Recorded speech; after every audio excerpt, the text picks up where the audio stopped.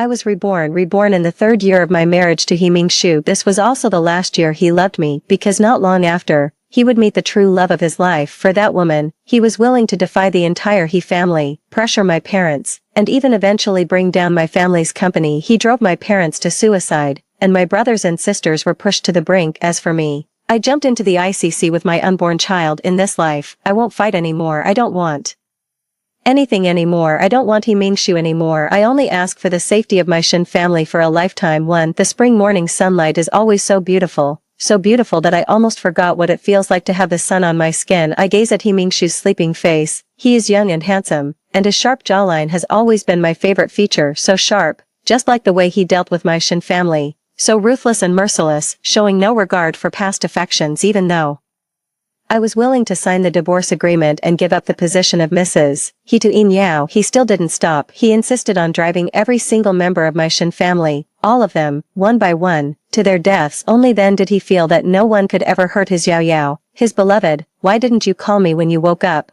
I'll make you breakfast. He Ming-shu only opened his eyes a crack, pulled me into his arms, and gently kissed my forehead. Every time he kissed me, it was very gentle.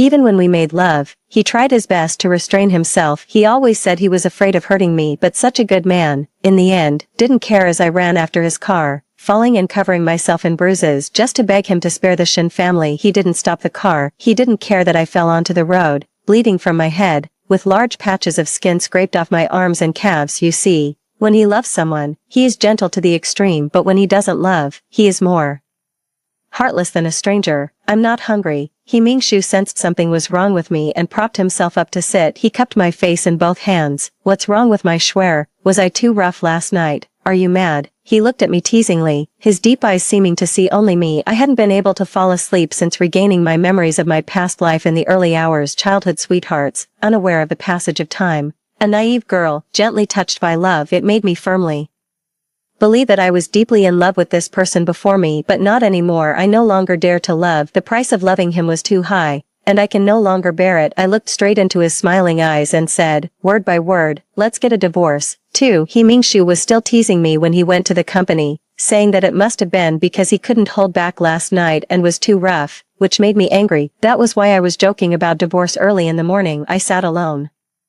at the dining table, looking at the big breakfast he had prepared, without the slightest desire to eat. If it were before, I would have finished it all. He Ming-shu was a good cook, a skill cultivated by his mother since childhood, also that in the future, he could make me a different style of breakfast every day. The He and Shin families had business dealings many years ago and were also neighbors. My mother and his mother went from initially being at odds with each other to becoming close friends who shared everything. Even when they both had children, they discussed whether to arrange a childhood betrothal. In the end, however, they both gave up on the idea, saying that the children's wishes should come first and they would never force them. He Ming-shu is 3 years older than me and is the only son of the He family. When his mother was pregnant, she was kidnapped, and it was my mother, Chen Yin, who risked danger to rescue her. His mother felt particularly guilty about the conflicts between them in the past and kept expressing her apologies. My mother, on the other hand, is an easygoing woman. She waved her hand dismissively, saying that she had been magnanimous about those past matters and had simply been letting his mother have her way. This remark amused Mother He, and from then on, the two gradually grew closer. I am not alone like He Ming-shu.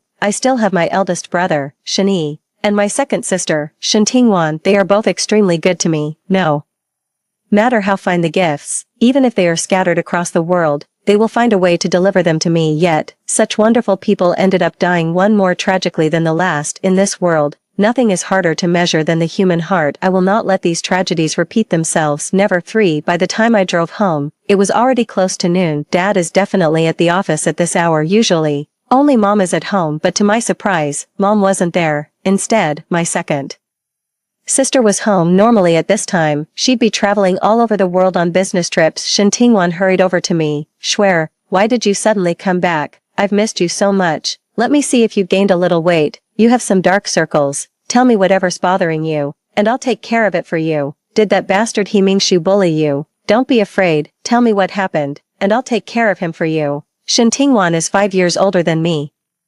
Already a strong career woman who can share the burden of our father's business. I hugged Shen Tingwan, burying my face in her shoulder so she wouldn't see the tears I could barely hold back. Sister, I've missed you so much. in my past life, the last time I saw you was in the morgue. You were lying in that cold, desolate place, with no one daring to claim your body. Your body was covered in wounds, and the fatal injury was a gaping hole in your heart. I have no idea what you went through. Your face could even be described as unrecognizable. If not for the birthmark that we sisters have known since childhood, I simply wouldn't have recognized you as Shen Tingwan. My sister Shen Tingwan was so beautiful and confident, the object of admiration and pursuit for countless people, yet in the end, she ended up lying alone in this cold and gloomy place. I refuse to accept this. Shen Tingwan should have stood at the pinnacle of the world, revered and respected by thousands. Not that shouldn't have been her ending. I bit my lip hard, forcing back the tears. My heart grew even more determined. Sister, in this life, I will definitely protect you, for Shen Tingwan probably thought I was delirious from illness and kept feeling my forehead, only relaxing after confirming I was fine. But that sentence clearly made Shen Tingwan very happy. She excitedly posted what I said on her Moments, family group, work group, and various other social platforms, and she had everyone to come and see. Look, my precious Schwer said she would protect me for life. Do you have that?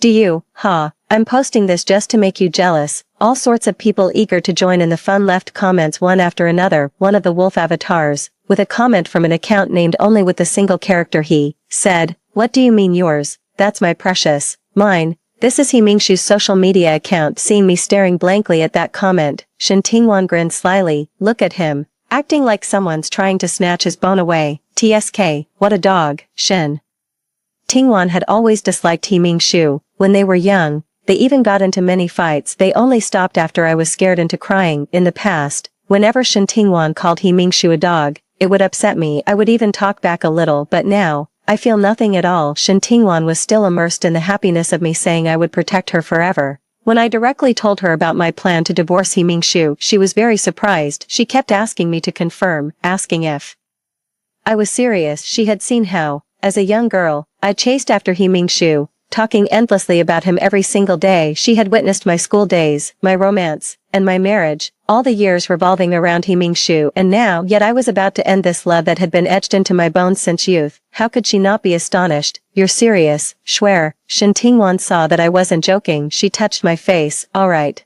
I don't know what happened to you, and I won't ask, but whatever decision our Schwer makes, your sister will support you, your sister will help you. 5. I only found out later that Dad had accompanied Mom on a trip abroad, and all the company's affairs were temporarily handled by my eldest brother and second sister. After finishing our conversation, Shen Tingwan went back to her room alone and made a long phone call with Mom and Dad. I don't know what they talked about, but when Shen Tingwan came out of the room, she was clearly relieved. She walked over to me with a smile and told me that Mom and Dad already knew about my intention to get a divorce. They would first discuss this matter with He Mingshu's parents, and then handle the divorce for us. But Mom said that we are no longer children, and once a decision is made, there is no room for regret. I know no matter how willful I was or how shocking the things I did were, my family would always support me unconditionally, take care of everything, and clean up the mess for me. In my past life, I let them down. I'm sorry. It was because I loved the wrong person that this series of tragedies happened in this life. Please let me protect them. Please give me a chance to make amends. As for He Mingshu,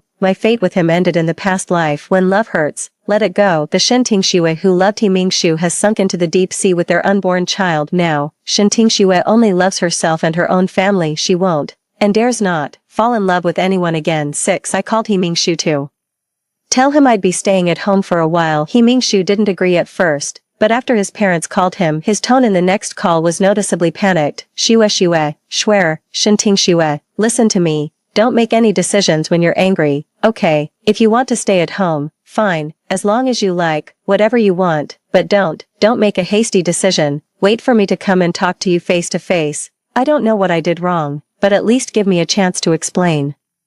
Don't just sentence me to death like this. Alright, please, Schwer, are you listening? It's okay if you don't say anything, just listen to me. I'll finish everything today, and then I'll take you out to have fun. Alright. I held the phone to my ear, staying silent for a long time. He Mingshu seemed to say something else, but I didn't hear it. In a daze, I remembered that time I begged him the same way. I called him so many times, 10, 20, or maybe 100 times. In the end, I couldn't even remember, but not a single call did he answer. I called from dawn till dusk, losing count of how many times I dialed, until he finally answered. As soon as he picked up, his voice was extremely impatient. What is it? I hadn't eaten anything all day, nor had I taken a single sip of water. My throat was so dry and hoarse it was beyond recognition, but I couldn't care less about that. I cleared my throat and humbly said, Ming-Shu, you know about the trouble with my father's company, right? I really can't. I know, I did it. I had already guessed some of it before, but when I finally learned the truth, I still collapsed. I broke down and fell to the ground, letting my tears fall in big drops. Why did you do this? I don't think my family has done anything wrong to you. They watched you grow up. Why did you have to? Enough. If you're going to talk about this, I'm hanging up. Shu, go back to sleep. It's no one. Just an unimportant person. He Ming-Shu's next gentle, coaxing words were clearly not meant for me. I understood instantly. Is it? Did my family do something to Yin Yao? I can explain. They didn't mean it. They were just trying to stand up for me. If you want revenge, just take it out on me. Please, I've never asked you for anything, Ming-Shu. For the sake of growing up together, don't sentence my father's company to death, okay? He Ming-Shu, are you listening? Hello? Please don't hang up. I don't remember what else I said after that, only that.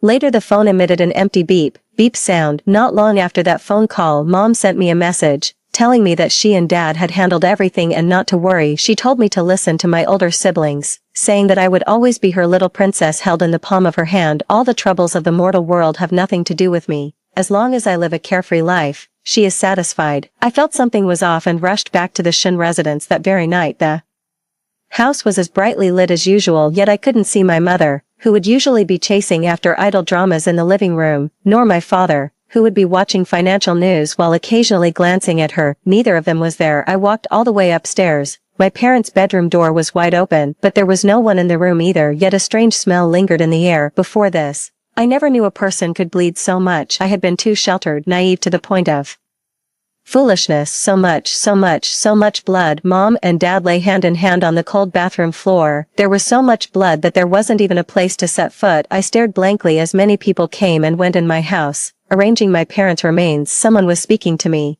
but I felt as if I were trapped in a vacuum, only able to see their mouths opening and closing, yet I couldn't hear a single sound. I snapped back to reality and noticed the call was still ongoing. He Ming-Shu was still talking. It had already been over an hour.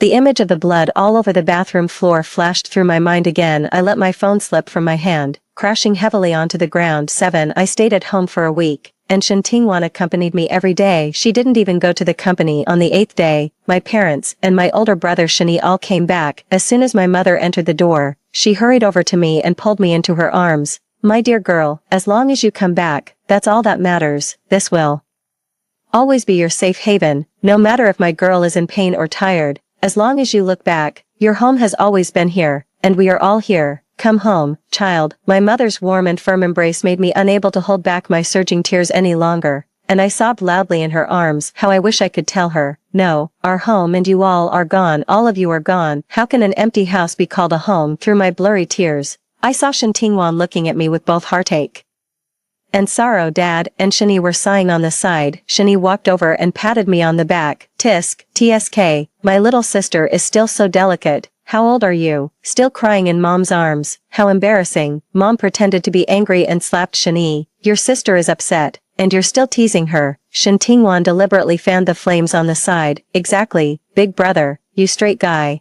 No wonder you can't find a girlfriend. Serves you right, Mom. Hit him. Mom simply went ahead and hit both her brother and sister. The two executives, usually serious and stern at the office, were hopping around at home, yelping ouch as their mom whacked them. The scene was absolutely hilarious. I let out a snort of laughter. Shani covered his slapped bottom and said, Mom, little sis finally smiled. Haven't you hit me enough? Even if your hand doesn't hurt, my butt sure does. You're a grown man. Can't you show some dignity in front of your two younger sisters? Mom was exasperated, feeling like she was trying to make a silk purse out of a sow's ear. Alright, stop messing around. Your mom just got over being sick, so don't tire her out. Dad, who had been standing by watching us horse around, finally spoke up. The moment Dad said something, my brother and sister, who were terrified of him, immediately froze. Mom is sick. When did that happen? How did she get sick? I hurried over to see Mom. Mom hugged me and gave Dad a reproachful glance. Didn't I tell you not to say anything? She stroked my hair and said softly, don't listen to your father. I'm fine, just a minor issue, a couple of 4 drips and I'll be good as new. Seeing that I didn't believe her, Shen Tingwan tried to reassure me. after I called Mom that day, she rushed back. Maybe she was in too much of a hurry and suddenly fainted. She ended up staying in the hospital for a few days before being discharged. The moment she got out, she hurried back to see you. The doctor said it's nothing serious, just a case of extreme agitation and emotional stress. It was my fault for not being clear on the phone that day. Mom thought something had happened to you.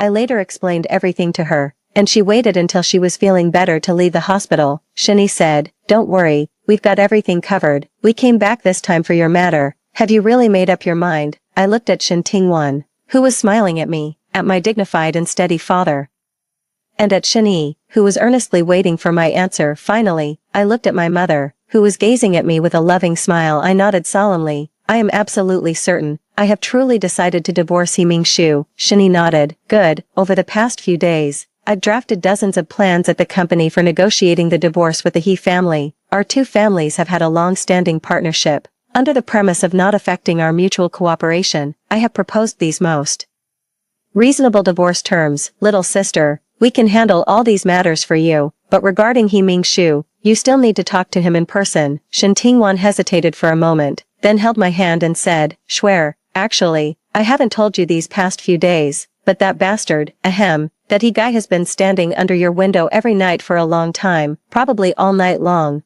The ground is covered in cigarette butts. I remember he never used to smoke. It seems he's really heartbroken. Don't blame your sister for being nosy. If there's any misunderstanding between you two, I think it's better to clear it up. Even if you're going to get a divorce, do it clearly and openly. What do you think, sister?" "Thank you. I know what to do." I thought to myself that there were indeed some things I needed to say to He Ming-shu face to face, to prevent him from holding a grudge against our Shin family again for some unknown reason in the future. 8. A bustling commercial street.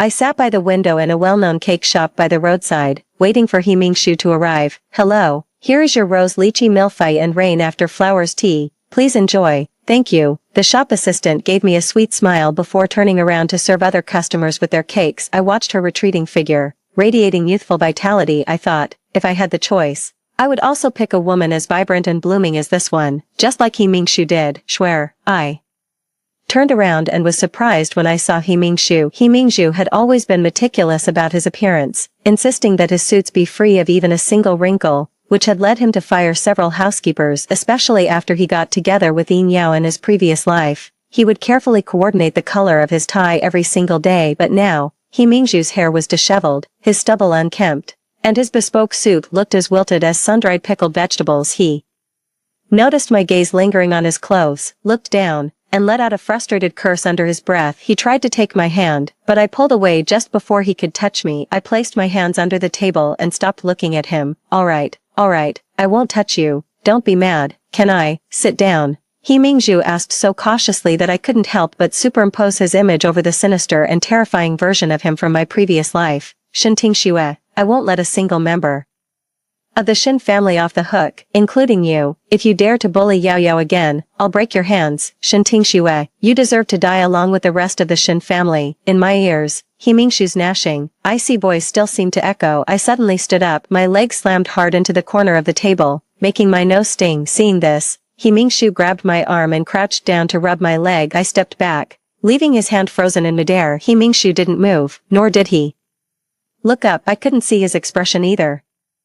I suppressed my emotions, desperately telling myself not to dwell on the past anymore. I'm fine, no need to rub my leg." He Ming-shu said nothing and slowly stood up. He was already more than a head taller than me, and when he looked down at me with a blank expression, it was overwhelmingly intimidating. His shadow loomed over me, dark and oppressive, as if there was no escaping this nightmare. I couldn't help but tremble. "You're afraid of me. I felt something off about you since that morning." "Shin Ting-shue, why, I want to know why too. Why did you have to be so ruthless against my Shin family in my past life?" I'd asked countless times, until I grew weary, until I grew numb, until I even doubted myself. Why must I insist on an answer? The Shin family is no more. Even if I knew the answer, what difference would it make? Can my family come back? It's meaningless. So, even if you know now, what difference does it make? I know I'm being extreme. The blood debt owed by He Ming-shu in the past life shouldn't be paid by He Ming-shu in this life, but I can't love him with the same unreserved devotion as before. The rift has already been planted. We're bound to end up like in the past life, him hating me to the bone,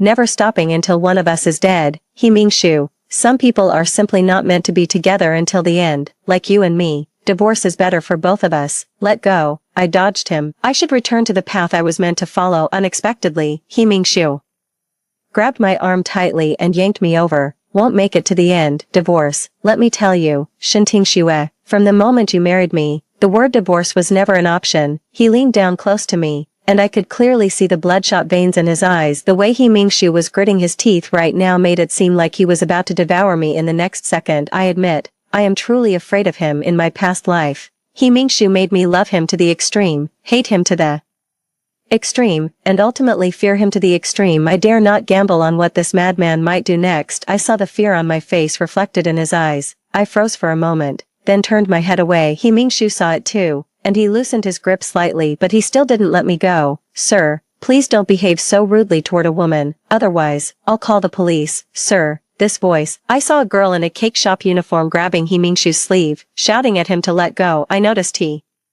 Ming-shu's eyes clearly froze for a moment. I slightly turned my head to look at the girl who had just brought me the cake and tea. She was the treasure He Ming-shu had cherished in his previous life. Yin Yao. 9. They locked eyes on the bustling, lively street. Transcending time and space, lovers destined for each other will always reunite, and I am nothing more than an insignificant clown who just happened to stand between them. This farce of 3 is finally coming to an end, and it's time for me, the clown, to take my leave. I chose to meet He Ming-shu here today precisely so he could see the one he truly loves, because in my past life, I had investigated and found out that He Ming-shu met Yin Yao, who was working here, at this very cake shop. You see, how wonderful fate can be. I have known He Ming-shu for over 20 years, yet I was defeated by Yin Yao, whom he had only known for a little over 20 days. How ridiculous. Just how ridiculous am I? Even after He Ming-shu got together with Yin Yao, I still foolishly hoped I could separate them. Overestimating myself, I took a check for 50 million yuan to persuade Yin Yao to leave He Ming-shu,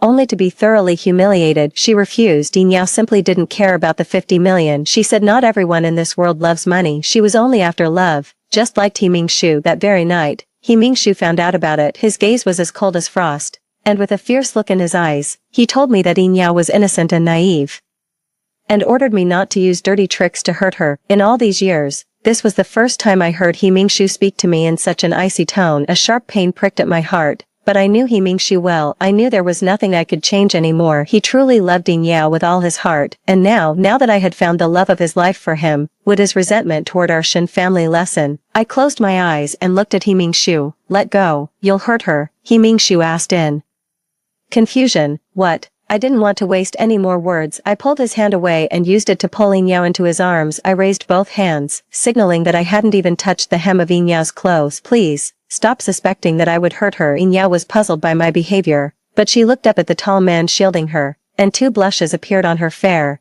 delicate face. I've given it all back to you. Everything is returned. We're even now. Heavens above, I swear I will never harm Yin Yao. If I so much as hurt a single strand of her hair, may I die a gruesome death, my soul never to reincarnate for eternity. He Ming-shu froze. He pushed Yin Yao aside and walked toward me. What's wrong with you? Do you even know what nonsense you're saying? Come back with me. I shook my head and took a few steps back. Fragments of memories seemed to flash before my eyes again. I covered my eyes, forcing myself to stop thinking about them. Those things are in the past now.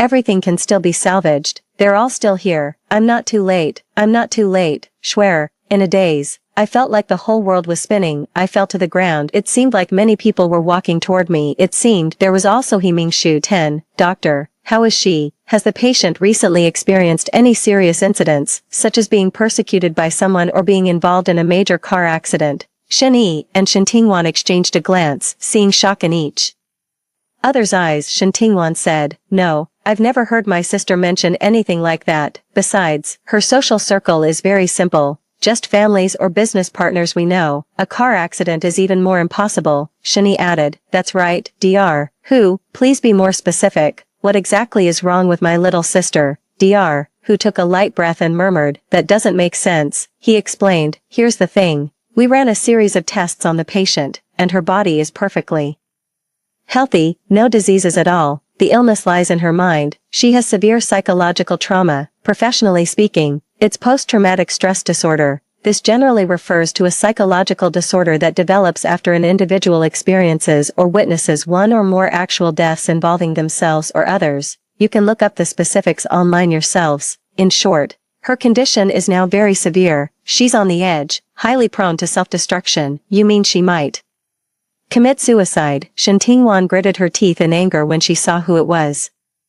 You bastard, how dare you still be here? Didn't I tell you to get lost? This is all your fault. She became like this after meeting you. I should never have let my little sister see you. Alright, we're in a hospital. Calm down. Shani stopped Shen Tingwan and walked up to He Mingshu. There was a hint of surprise in his eyes. It had only been about a month since he last saw He Mingshu, but the man before him now was a world apart from before. Shani said, you heard what the doctor said. No matter what caused my little sister to end up like this, the most important thing now is to treat her. He Mingshu, looking utterly devastated, grabbed Dr. Whose clothes. Yes, let's cure Schwer first. Doctor, please, I'll pay any amount. Please heal her. I beg you. Please heal her. I'm begging you. He actually fell to his knees right there. Shen Tingwan had never seen He Mingshu beg an outsider like this before. She turned her head away, unwilling to watch any longer. Shani sighed and pulled He Mingshu to his feet. Dr. Who is an expert in this area. Listen to him first. Don't rush. Dr. Who said, I understand how you family members feel. For now,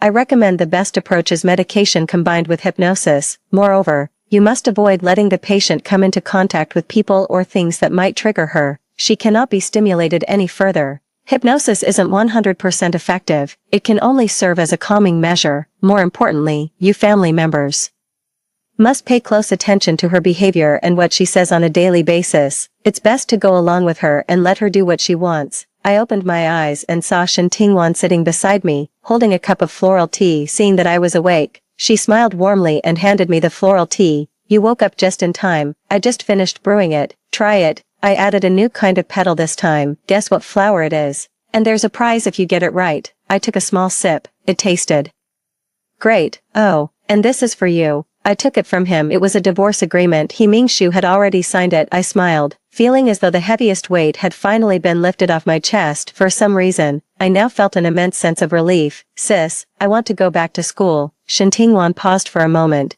then picked up a comb to brush my hair. Of course you can. What school do you want to go to? I'll help you arrange it. Sis, I want to take the exams myself and get in on my own merit. You don't have to spend money to pull strings. I've grown up now. Trust me. I can become your right hand in the future. Shen Tingwan braided my hair into a simple plait, just like when we were kids and used to braid each other's hair into pretty styles. Alright, I promise you, don't worry, I've got your back. Even if our Schwer wanted the moon from the sky, I'd find a way to pluck it down for you. From that day on, He Mingshu's shadow no longer lingered in my life. Marriage, love, those things had nothing to do with me anymore. I spent every day in the library, or with the tutor my sister hired to help me catch up on my studies. I had already registered my marriage with He Mingshu during college, and we divorced shortly after graduation. Quite dramatic, really. Fortunately, I had always been a top student, so I was able to quickly pick up the knowledge I had missed. After the fall, I successfully entered the Wharton School, where I chose to major in finance. On the day of my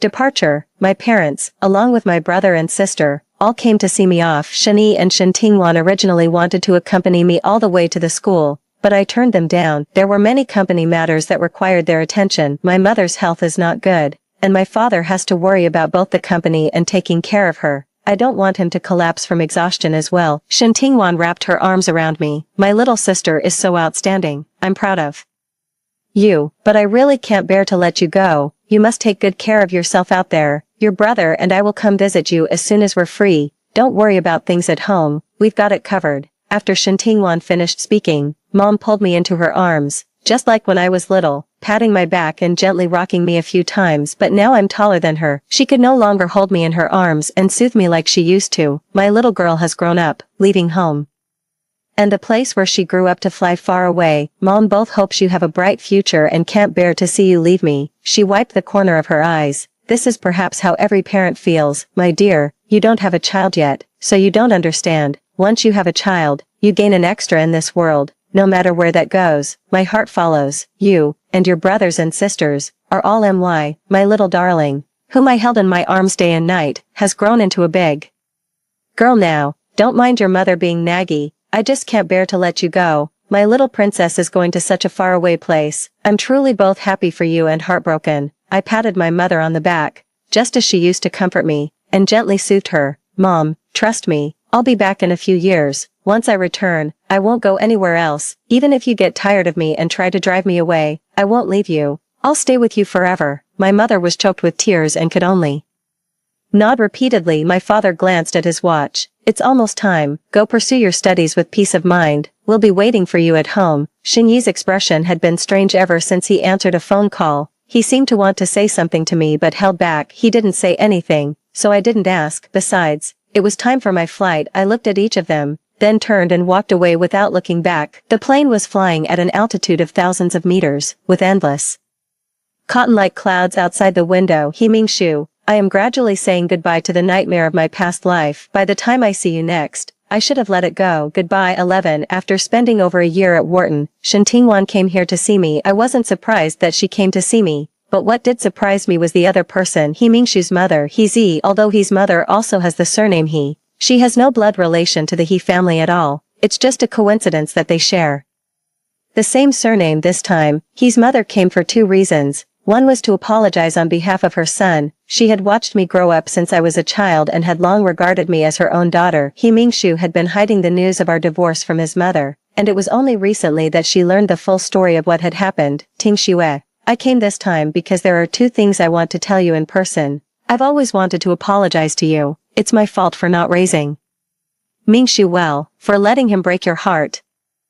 Also, I heard from your sister about some of your. Himu said no more. She brought up the second matter. On the day you left the country, his father and I had locked him in the house to stop him from going after you, but we never expected him to escape. Later, he got into a car accident on the way. His life was saved, but his legs were ruined. From now on, he can only sit in a wheelchair. I glanced at my sister. She pursed her lips, her expression complicated. Shen Tingwan said, "The call my brother received on the day you left was from the hospital. They said the first person in Himingshu's contacts was you. When the accident happened, he kept dialing your number. Don't feel guilty. He's an adult and must take responsibility for his own actions. None of us blame you." Himu hugged me. "Mingshu is already like this. Just saving his life is enough. Tingxue, you need to live well. Our He family has wronged you. If you have anything to say, you can talk to your family or to us.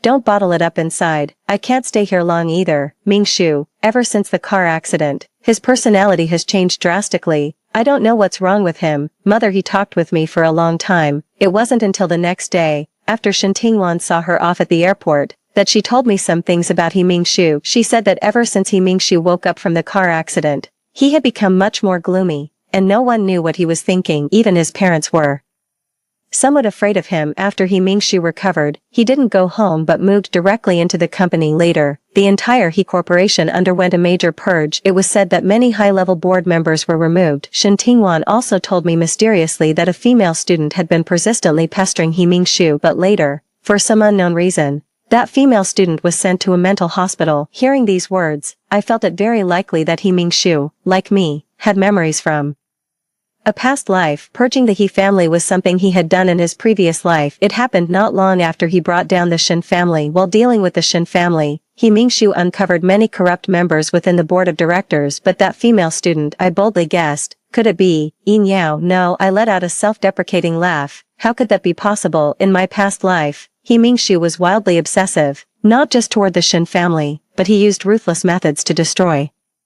all his enemies. Every time I saw him, he exuded a thick, menacing aura. He was cruel to everyone, but gentle and affectionate only toward Yin Yao. It couldn't be Yin Yao, I was certain of it. After seeing Shen Tingwan off, my life once again revolved solely around the word study. In the following years, both Shen Tingwan and Shani came to visit me here. My parents came to see me many times, but later I stopped letting them come. My mother's health has never been very good. Shen Tingwan and Shani also brought some news about Himingshu. If at first this news still affected me to some extent, but later, when I heard this news, I was already able to face it calmly. The female student who was pestering Himingshu, the one he had sent to a mental hospital, was Yin Yao. I really have no idea what Himingshu is thinking. In the previous life, he was madly in love with Yin Yao. Why has he made such a mess of things in this life? In his previous life, he was madly obsessed, and his fixation eventually turned into a demon in his heart. Or perhaps love is inherently fleeting, and words like eternal devotion are nothing more than embellishments to heighten the moment. 12. On the day I returned home, not only were all my family members there, But even He Mingshu's parents had come over the past 4 years. Shen Tingwan has become even more stunning and radiant, while Shen has taken full control of the company. Shen, now approaching 30, had grown increasingly composed, although his true nature was revealed the moment he opened his mouth. Father had retired and was fully dedicated to taking care of mother at home. Shen Tingwan's eyes sparkled with delight. My Shuer has become even more beautiful. Is this the power of knowledge? She joked. Looks like I need to go back to school too. Mother hadn't changed much. Father had taken excellent care of her. My precious girl, it's good to have you home, Mom. I'm not going anywhere from now on. I'll stay right by your side.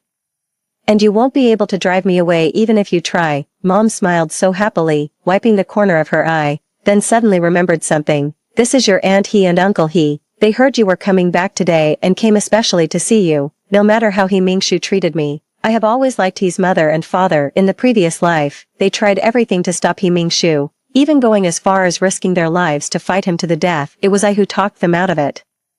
They were so good. Such good people shouldn't end up like us. I just want everyone around me to be safe and sound, year after year, always here. This is my only simple wish. Auntie, Uncle, long time no see. Mother, he responded several times in a row. Good child, it's our family that doesn't have the fortune. Just take good care of yourself from now on. Mother, he lowered her head, wiping away her tears. I noticed the obvious gray hairs on her head. I turned to look at Father He, and he looked just like Mother He. They were clearly around the same age as my parents, yet they looked much older. Mother He and Father He stuffed full red envelopes for me and also gave me carefully chosen gifts. They still treated me like a child, doting on me just as they did when I was young. After dinner, they said goodbye to us as they got into the car that came to pick them up. I couldn't shake the feeling that someone was watching me through the pitch-black windows. Mother and Father He didn't linger. They urged us to go back inside as soon as they got into the car. I quickly put the matter out of my mind. After returning home and resting for 2 days, I threw myself back into managing the company. Shen Tingwan had never been truly interested in this, but she had no choice before. After I joined, Shen Tingwan guided me for a while, then completely washed her hands of it and walked away with a clear conscience. She excitedly told me that she had long wanted to leave this giant birdcage and that traveling the world on adventures was what she truly wanted to do. The next day, she had already packed her bags and was ready to go. It seemed she had been holding it in for a long time. At this time in her previous life, Shen Tingwan had already passed away and now, she was humming an unfamiliar tune excitedly while tying her shoelaces. I stared at her for a moment, then stepped forward to adjust her hat. Take good care of yourself out there, and make sure to call me every day. Got it, Shen. Tingwan planted a kiss on my cheek and then gave me a bear hug. Got it, little sis, you're starting to act more like my big sister. It used to be Shen Tingwan who saw me off at the airport, but this time it was my turn to see her off. After Shen Tingwan left, I threw myself entirely into my work. Shen was usually easygoing, but when it came to work, he was strict to the point of being harsh. Many times I saw his subordinates being scolded mercilessly by him for mistakes at work, but in private, those employees had excellent relationships with Shen. None of the employees ever held a grudge against Shen. Perhaps it was because the pay was generous. As long as the work was done well, Shen never treated anyone unfairly, and as soon as a work mistake was corrected, Shen would immediately send a big red envelope. Every time, the employees would be trembling with fear 1 second, and the next, they'd be clutching their red envelopes, laughing so hard their eyes disappeared. I couldn't help but smile. I really couldn't figure out Shen's approach to managing employees. Later, Shen assigned the company's major deals to my team to handle. None of those deals required Shen's involvement, and the Shen Corporation grew more and more prosperous. Not long after, Xiao Zhang from my team told me that a company that had been cooperating with Shen Corporation for years suddenly changed its mind. The person in charge said that the main person responsible for this deal needed to go negotiate with them in person. I looked into the company's profile. It was a young company that had emerged in recent years. Although it was young, the company's development potential was not to be underestimated. I told Xiao Zhang that I would handle this matter. I arrived there early the next morning. The receptionist warmly invited me into the meeting room and told me that the person in charge would be here soon. This reception room is simply decorated with only black and white tones. The receptionist brought me a cup of herbal tea and then withdrew. The fragrance of the herbal tea was refreshing, exactly the scent I loved. I stood by the floor-to-ceiling window, holding the cup of herbal tea. I thought to myself, I already knew who was coming to see me. Long time no see. Shen Tingxue. He Mingzhu's dark and hoarse voice sounded behind me, followed by a few chuckles. That laughter seemed to come from the depths of hell. sending a chill of fear through me. The man before me now was the He Mingzhu from my past life. 13, is that all you wanted to say?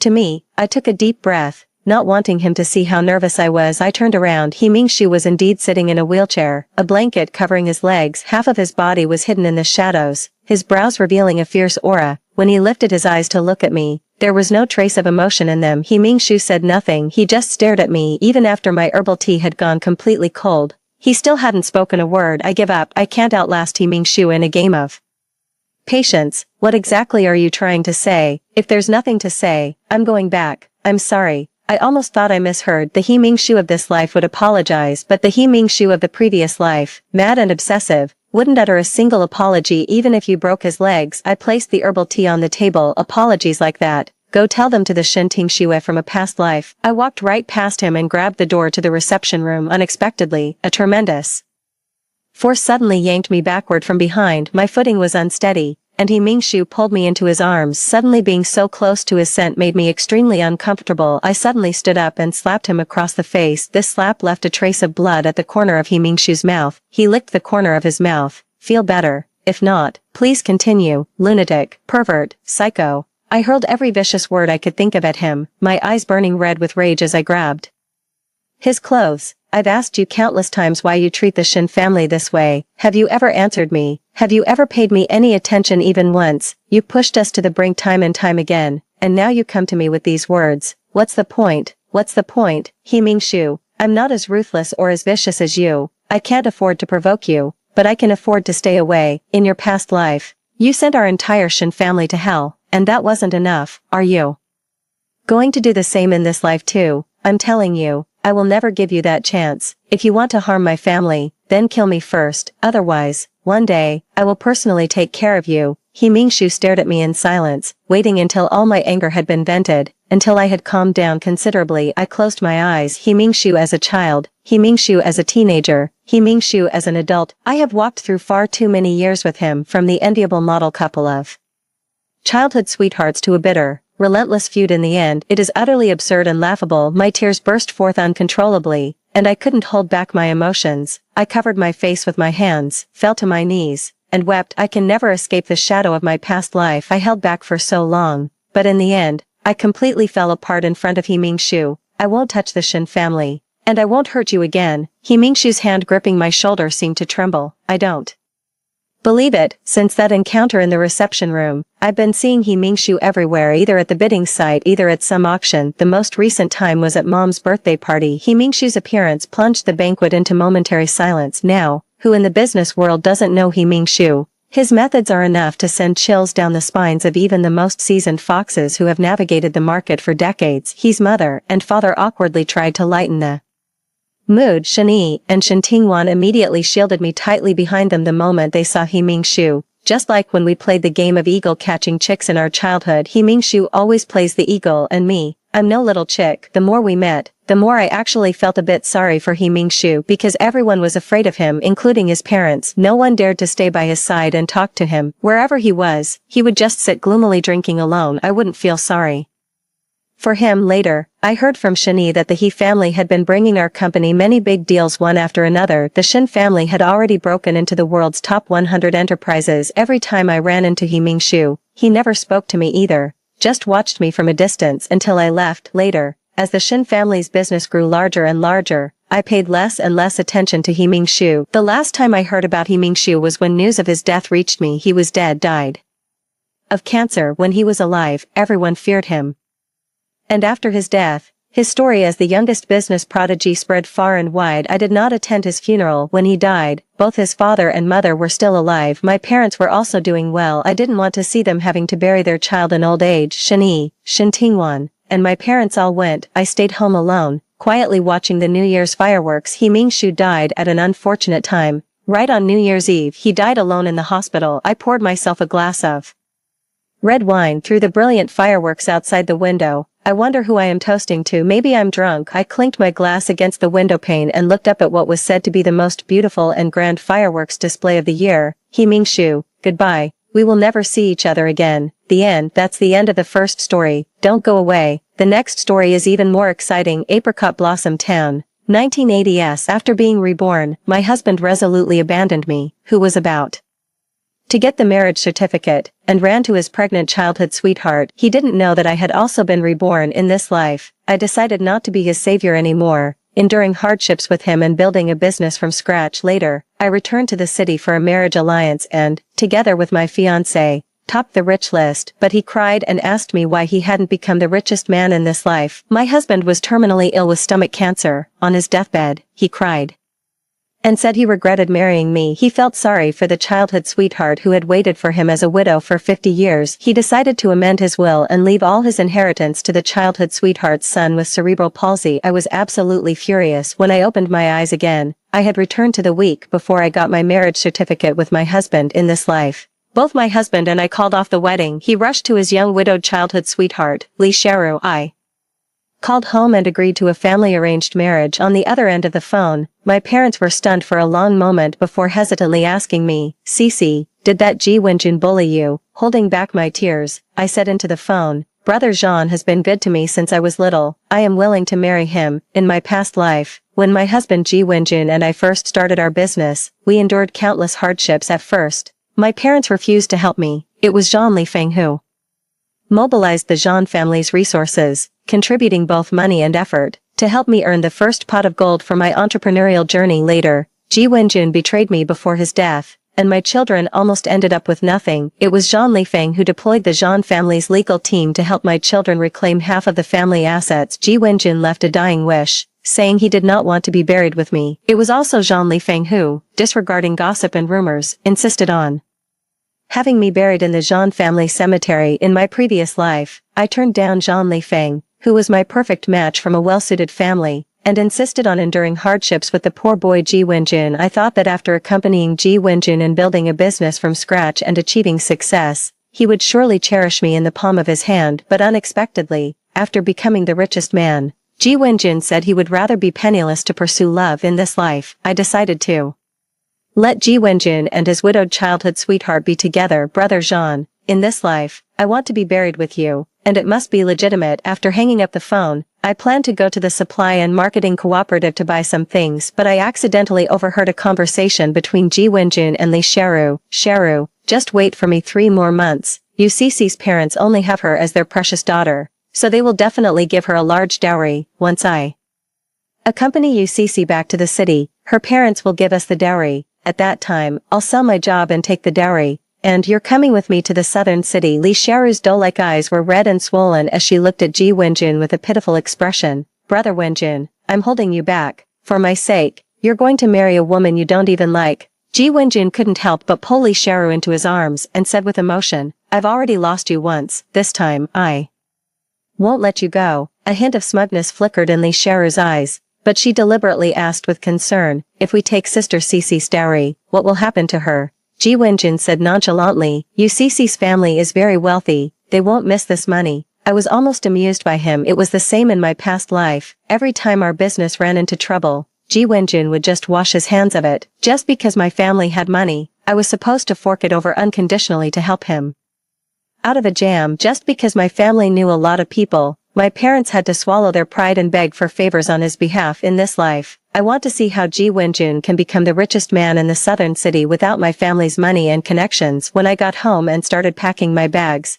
Ji Wenjun suddenly walked in. "Cece, Sharu's pregnancy is unstable. The doctor said she'd better go to the city hospital for bed rest. You know her family is poor and she doesn't have much money. I was planning to take the money we set aside for our wedding banquet and use it for her fetus." "Okay," I cut him off, seeming surprised that I agreed so readily. Ji Wenjun shot me a suspicious glance before speaking again. "Sharu's in-laws won't take care of her, and she has no one by her side. I plan to go to the hospital to accompany her in the next few days." "Okay," I agreed again. Ji Wenjun frowned, suppressing his anger as he tried to soothe me. "Cece, don't overthink this. Sharu is the wife of my good brother. My brother is gone, and she's carrying his posthumous child. As his good brother, it wouldn't be right not to give her a hand." I nodded. "Go ahead. It's not like I'm stopping you from going to the hospital to take care of Li Sharu's pregnancy." Ji Wenjun looked at me suspiciously. "You really don't mind?" I shook my head. Ji Wenjun gave a satisfied smile and reached out his hand to me. "We're getting married. Didn't your mom secretly send you some money?" "I'm worried about the hospital expenses being high, Give me another 1,000, I replied without looking up. No money. Ji Wenjun got anxious. How can you have no money? A few days ago, you told me it was okay if we didn't have enough for the wedding, because your mom would send you 2,000 yuan. I glanced up at him. My dad doesn't agree to our marriage. My mom wanted to send me money, but my dad stopped her. Ji Wenjun suddenly panicked. What about the dowry? I lowered my head and was silent for a moment, then whispered, there's no dowry either. Ji Wenjun immediately exploded. No money, no dowry. Then what's the point of getting married? I forced a faint smile. Then let's call it off. Ji Wenjun, let's break up. Hearing that I wanted to cancel the wedding, Ji Wenjun pressed his lips together, looking somewhat regretful. After a moment of silence, he lowered his head and said to me, since you don't want me to accompany Cheru to the city hospital for her prenatal care, then I won't go. Give me 200 yuan, I'll buy a few old hens and a few baskets of free-range eggs for Cheru to help her regain her strength. After all, she's carrying the child of my good brother. I coldly interrupted his rambling. With all this eagerness to serve her, one might think Li Cheru is carrying your child. Ji Wenjun's face flushed bright red as he shouted at me, Cheru is already pitiful enough being a widow, and you still have to ruin her reputation. Do you have to drive her to death to be happy? I don't want to argue with you anymore, I replied coldly. You're overthinking it. From now on, I won't meddle in you and Li Cheru's affairs. If you want to spend money on her, go ahead. If you want to give her gifts, do it. If you want to accompany her to the hospital for bed rest during pregnancy, that's fine too. Ji Wenjun, I'm not joking. The wedding is off. I'm going home. Ji Wenjun was stunned, a look of panic on his face as he grabbed my arm. You Cece, what do you mean by that? I just think Xiaoru is a widow with a child, and she's all alone. It's not easy for her, so I'm just taking her to the hospital. You Cece, can't you be a little more magnanimous, a little more kind? Just then, Li Cheru suddenly walked over with her big belly, looking at me gently and saying, Sister Cece, it's all my fault. You're about to marry Brother Wenjun. Please don't fight over me. Okay, it's all my fault. I apologize to you. I won't go to the hospital. I can just rest at home to keep the pregnancy. It's just that the doctor said I'm anemic and need some nutritional injections, and I also need to buy some donkey hide gelatin to replenish myself. I really don't have the money. As she spoke, she looked at Ji Wenjun with a troubled expression. Ji Wenjun immediately walked over to her and said confidently, just focus on resting and keeping the pregnancy. I'll go to the city later to buy you some donkey hide gelatin. Oh, and I'll also buy some red dates, brown sugar, and free-range eggs, and I'll bring them to you tonight. As he spoke, Ji Wenjun deliberately glanced at me, signaling me to hand over the money. Seeing that I remained silent, Li Cheru's eyes flickered with a hint of smugness, and she added another remark. I calculated the cost for childbirth and the full-month banquet, and we need to prepare at least 2,000 yuan. Sister Cece, I'm not like you. Your parents are both city officials, but I'm just a country girl. My parents favor boys over girls. When I got married, all I had as a dowry were 2 quilts, and they never gave me a single cent. I heard Brother Wenjun say that your mother sent you 2,000 yuan when you got married. Could you lend me that money first? Sister Cece, don't worry. Once the baby is born, even if I have to sell everything I own, I will definitely pay you back. Ji Wenjun was moved and interrupted Li Cheru's words. We're all family. Why talk about paying back? Besides, once Cece marries me, she'll be your sister-in-law. Isn't it only natural for a sister-in-law to take care of her brother's wife? Li Cheru stared at me with wide eyes. Cece, what about this 2,000 yuan? I laughed in exasperation, suddenly curious to see what expression Ji Wenjun and Li Cheru would have when they realized that all their scheming had come to nothing in the end. What kind of expression would they have? So, I deliberately said, when my mom was sending me the money, my dad found out. She said the money can't be sent for now, and I'll have to wait a few days until my dad calms down. How many more days will that take? Ji Wenjun quickly pressed on. So how many more days? At least a week. As soon as I finished speaking, Ji Wenjun and Li Cheru exchanged a quick glance, their faces lighting up with excitement and elation. As I was leaving, Ji Wenjun said to me gently, Cece, it's really admirable that you can be so magnanimous and care so much about Cheru. That's what a sister-in-law should be like. There's no rush for that 2,000 yuan. I'll borrow some from the villagers first, and you can sign the IOU later. Once your mom sends the money, you can pay it back. I lowered my head and smiled, pretending to agree. Ji Wenjun nodded with satisfaction, then turned around to support Li Cheru, carefully escorting her home. In the afternoon, Ji Wenjun started going door to door to borrow money. Without exception, it was all in my name. Some villagers were puzzled and came to ask me if the money was really borrowed by me. I pointed to The 3 new brick-and-tile houses that Lee Sharu's family had built, and said, whether the money was borrowed by me or by Ji Wenjun, it was ultimately used to buy miscarriage-preventing medicine for Lee Sharu. The money was used for Lee Sharu. If we, as a couple, can't pay it back in the future, isn't Sharu still here? Her family's 3 brick-and-tile houses are still brand new. They should be worth at least a few thousand yuan, right? Once the villagers heard that there were houses as collateral, they quickly let Ji Wenjun borrow 2,000 yuan holding the donkey hide gelatin that Ji Wenjun had bought at a high price. Lee Sharu was so moved that her eyes turned red. Cici, thank you for being willing to lend me the money. I waved my hand and pointed at Ji Wenjun beside me. If you want to thank someone, thank brother Wenjun. He was the one who went door to door borrowing the money. I said this particularly loudly. The villagers passing by heard it, and the way they looked at Ji Wenjun and Lee Sharu carried a hint of ambiguity. One was a vigorous young man, the other was a young and pretty widow. It was a relationship that any sensible person would know to avoid. Who knew if these two were genuinely naive or just pretending to be, still thinking that a layer of schoolmate ties could shield them from gossip in my past life. Although I had sensed that Ji Wenjun's feelings for Lee Sharu were unusual, but for the sake of Ji Wenjun's reputation, she foolishly helped the 2 of them cover things up in this life, without me, the big fool, covering for them, and the 2 of them making no effort to hide it. One of them spends all day at the home of a young widowed old classmate helping her fetch water, chop firewood, wash clothes, and cook, as if he were the man of the house. The other, with a big belly, considerately wipes the old classmate's sweat and brings her water, as if she were Ji Wenjun's real wife. The villagers watched the spectacle while mocking me for being useless, saying even a pregnant woman could steal my man away. I just smiled and said nothing, turning around to send the last package to the post office in the blink of an eye. It was the day when Ji Wenjun and I were supposed to get our marriage certificate. In my past life I had been waiting all along, just for this day. In this life, I will shatter Ji Wenjun's dream with my own hands. Early in the morning, I packed my things and waited for Ji Wenjun at the educated youth settlement. Who would have thought that Lee Sharu would show up, her belly round with pregnancy, wearing a bright red cotton-padded jacket, her little face flushed, following behind Ji Wenjun. And then there was me, in a dark blue denim cotton-padded jacket. Anyone who didn't know would think it was Lee Sharu who was getting her marriage certificate today. Before I could say a word, Ji Wenjun took the initiative to explain. Back then, my family was poor. When Sharu married my brother, they didn't even take a wedding photo. She said my brother and I look quite alike. I thought, since we're going to take wedding photos today anyway, I might as well take one with Sharu too. Consider it as my brother making up for the wedding photos with Sharu. Hearing such an outrageous remark, the villagers watching were all stunned, but I laughed.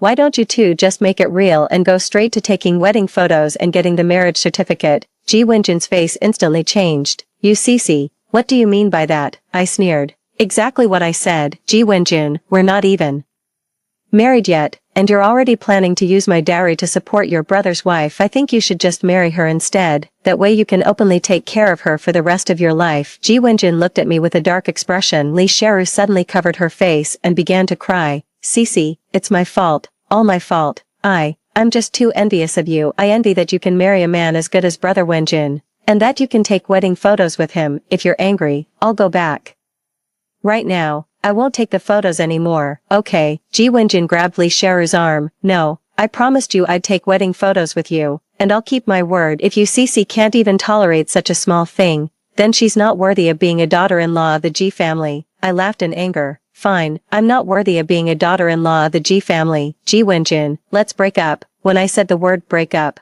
a flicker of surprise quickly flashed in Lee Sharu's eyes. Ji Wenjun pursed his lips and said to me in a displeased tone, You Cici, I used to not believe it when Sharu said you often bullied her, but today I've realized that you really can't stand Sharu in every way. Let me make this clear to you. My brother is gone, and Sharu and the child in her belly are my lifelong responsibility. If you can accept it, come with me to get the marriage certificate right now. If you can't accept it, then we break up. I sneered. Then let's break up. I'll head back to the city today, so I won't hold you and Lee Sharu up from taking your wedding photos. I sneered. Then let's part ways. I'm going back to the city today. I won't hold up your and Lee Sharu's wedding photo shoot. I directly exposed the relationship between Ji Wenjun and Lee Sharu in front of the whole village, and both of them blushed deeply with embarrassment. The villagers who had gathered immediately started gossiping noisily. What did I say? I noticed long ago that Ji Wenjun and Lee Sharu were having an affair. You guys didn't believe me. Who would have thought? Lee Sharu is still carrying the child of his good buddy,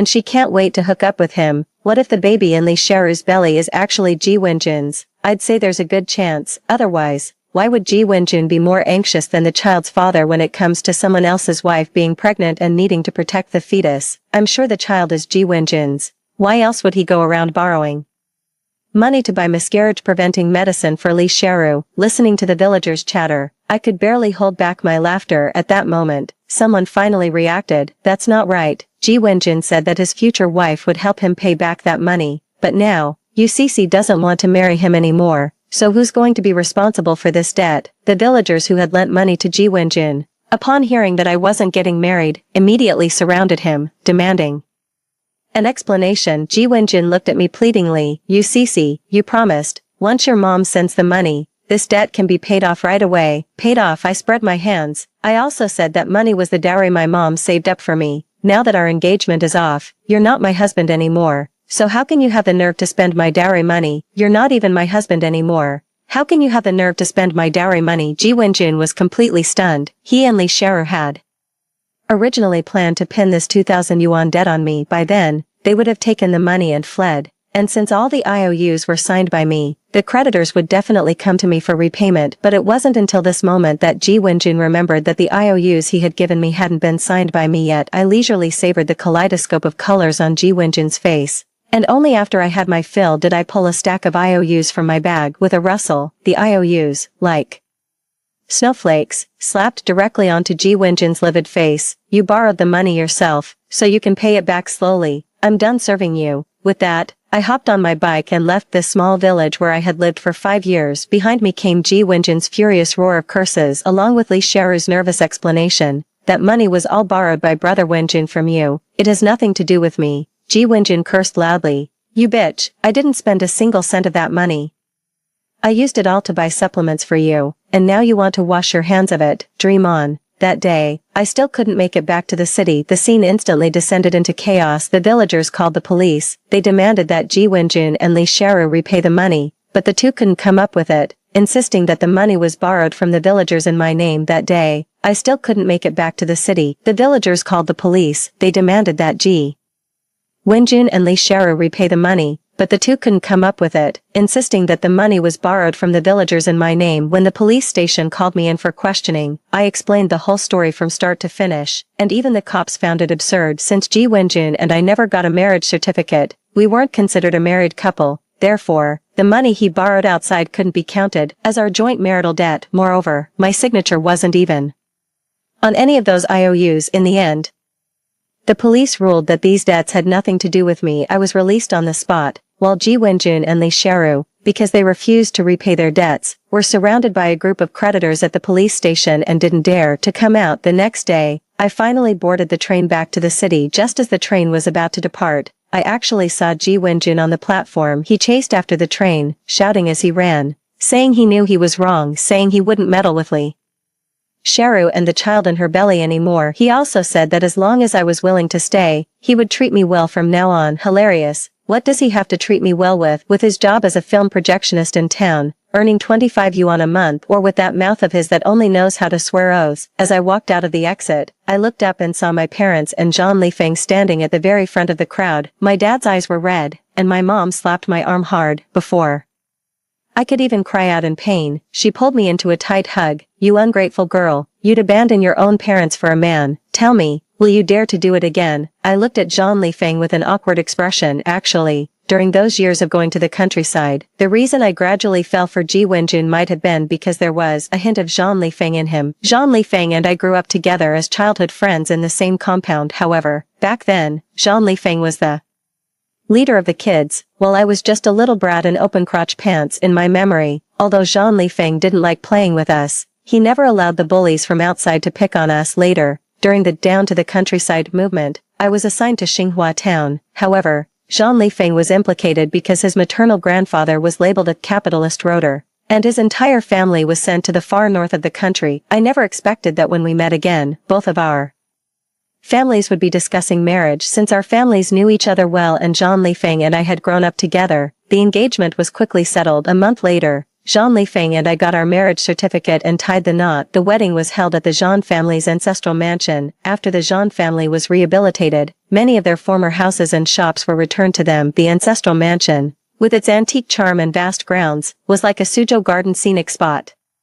But my family wasn't bad off either. When I got married, my parents gave me half of the Yu family's assets as a dowry. Ji Wenjun probably never dreamed that if he had been wholeheartedly devoted to me, what he would have gained would have been far more than the mere 2,000 yuan my mother had promised. After the wedding, at my suggestion, Zhang Lifeng decided to venture into the home appliance industry. In my previous life, not long after Ji Wenjun and I got married, he lost his job as a township film projectionist. Entering the 1990s, many families already owned televisions and VCD players. I thought that with Ji Wenjun's experience as a film projectionist, he would definitely make money in this line of work. So I invested all my savings to support Ji Wenjun in starting his own business. Later, Ji Wenjun also successfully rode the wave of the times and became the home appliance king of Nanjing. In this life, the reborn Ji Wenjun wanted to replicate the successful entrepreneurial experience from his previous life, but it wouldn't be so easy. Zhang Lifeng and I were doing a thriving home appliance business. The Zhang family owned many shops in Nanjing, which greatly reduced our rental costs in the early stages of starting the business. On top of that,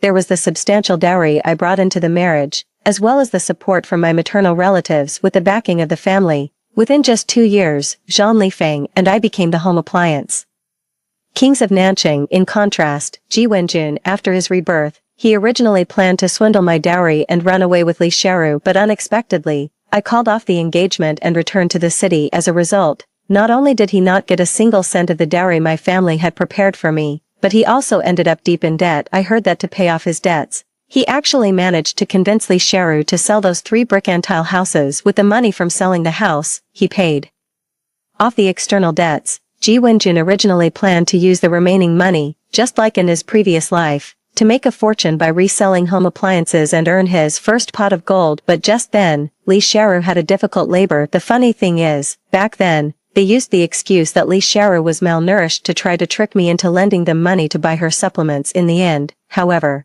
because she oversupplemented during pregnancy, the baby in her womb grew too large, nearly causing both mother and child to die. 2 lives. It was said that the child had been stuck in Li Xiaoru's womb for too long and was born with cerebral palsy. Li Xiaoru also suffered severe hemorrhage during childbirth and had her uterus removed. Upon learning that Li Xiaoru had her uterus removed and could no longer bear him children, Ji Wenjun's expression immediately changed. The two of them had originally agreed to get their marriage certificate as soon as the baby was born. The child is already 2 years old, but Ji Wenjun still refuses to get a marriage certificate with Li Xiaoru. He also wanted to use the money from Li Xiaoru's house sale to resell home appliances in Nanjing. In my past life, I gave him all the money I had, even borrowed a lot from relatives, and did everything I could to support Ji Wenjun in starting his business. But this time, she was worried that Ji Wenjun would abandon her after his business succeeded and he made a fortune. Li Xiaoru did everything she could to obstruct putting all the family's money in her parents' home. Unexpectedly, her brother from her parents' family was addicted to gambling, and in less than a month, he lost all the private savings Li Xiaoru had hidden at her parents' place. Ji Wenjun had long regarded this money as his own startup fund. When he heard that Li Xiaoru's brother had gambled it all away, that night, he nearly beat Li Xiaoru to death. In this life, without my interference, after Ji Wenjun and Li Xiaoru reunited, it turned out that, unlike in a fairy tale, the prince and princess did not live happily ever after. Ji Wenjun resented Li Xiaoru for ruining his marriage to me. He hated that she would rather give the money to her brother from her parents' family for gambling than support his entrepreneurial dreams like I did. After discovering that Li Xiaoru was of no help to his career and would only hold him back, Ji Wenjun actually started secretly going on blind dates behind her back. Li Xiaoru now also hates Ji Wenjun to the core. She hates that Ji Wenjun's vows were as empty as a fart. He promised to be good to her and their child forever. But as soon as he learned she had no money and had lost her uterus, he immediately turned cold and heartless, and even dared to go on blind dates behind her back. Li Xiaoru has now lost her house and her reputation, so she can only cling desperately to Ji Wenjun. When Ji Wenjun went on a blind date, she would take the child and show up at the door, kneeling before the girl and crying, begging her to let Ji Wenjun go and give her and her child a way to survive. No content provided. As time went on, the matchmakers from all around the villages no longer dared to introduce anyone to Ji Wenjun. Li Xiaoru kept pressuring Ji Wenjun to marry her, But Ji Wenjun was obsessed with his dream of becoming the richest man in Nanjing and looked down on Li Xiaoru, who was of no help to his career. After 3 years of this entanglement, Li Xiaoru failed to marry Ji Wenjun. And Ji Wenjun also failed to save enough money to start his business in Nanjing during these 3 years. Zhang Lifeng and I were not idle either. Zhang Lifeng introduced the latest home appliance production lines from abroad, not only selling home appliances but also starting to get involved in the manufacturing industry. However, no matter how busy he was, Zhang Lifeng always took me with him wherever he went. Sometimes when I was too lazy to move, he would say pitifully, "If I don't go, those bosses outside will definitely arrange for him to have a hostess, and I must protect his innocence." I was caught between laughter and tears. Until I became pregnant with triplets, Zhang Lifeng instantly turned into a homebody, not even wanting to go on business trips. 8 months later, I successfully gave birth to triplets, 2 boys and 1 girl. After the delivery, Zhang Lifeng burst into tears and then, behind my back, secretly got a vasectomy. He even argued plausibly that, as a representative of private entrepreneurs, he should take the lead in responding to the policy. Having just 1 child was enough. The triplets took a heavy toll on my body. In the years after giving birth, my health was never quite good. Zhang Lifeng panicked and, after listening to some master's advice, began doing charity work everywhere. I never expected to see Ji Wenjun and Li Xiaoru again at a charity event. Ji Wenjun still hadn't given up on his entrepreneurial dream, only this time, without my dowry to support him or the help of my relatives. He had to start from the very bottom. He rented a storefront in Xinhua town, repairing home appliances and dabbling in the second-hand appliance business. When Ji Wenjun went to people's homes for repairs, he had Li Xiaoru mind the store. That day, Zhang Lifeng and I donated a batch of books, stationery, and sports equipment to Xinhua Town Elementary School. Just as we walked out of the school gate, we heard a commotion coming from the street. Looking up, I saw Ji Wenjun, dressed in a greasy work uniform, grabbing Li Xiaoru by the hair with one hand while slapping her hard with the other on Li Xiaoru's face. Ji Wenjun scolded Li Xiaoru for being shameless, daring to close the shop and mess around with the barber shop owner next door while he was away. Mixed up, Li Xiaoru scolded Ji Wenjun for being shameless, wanting her to help with laundry, cooking, and watching the shop, yet refusing to marry her and give her a proper status. During the quarrel, the two of them actually mentioned my name. With a slap mark on her face and reddened eyes, Li Xiaoru cursed Ji Wenjun. "You don't actually think that by dragging your feet on marrying me, you can still go back and marry UCC, do you? Dream on. I've already checked. UCC has been married for a long time, and now she's even had a child, 3 of them. What makes you think she would wait for you? I heard that UCC's man is the richest man in the southern city, the king of home appliances. Compared to him, who do you think you are? A lousy appliance repairman.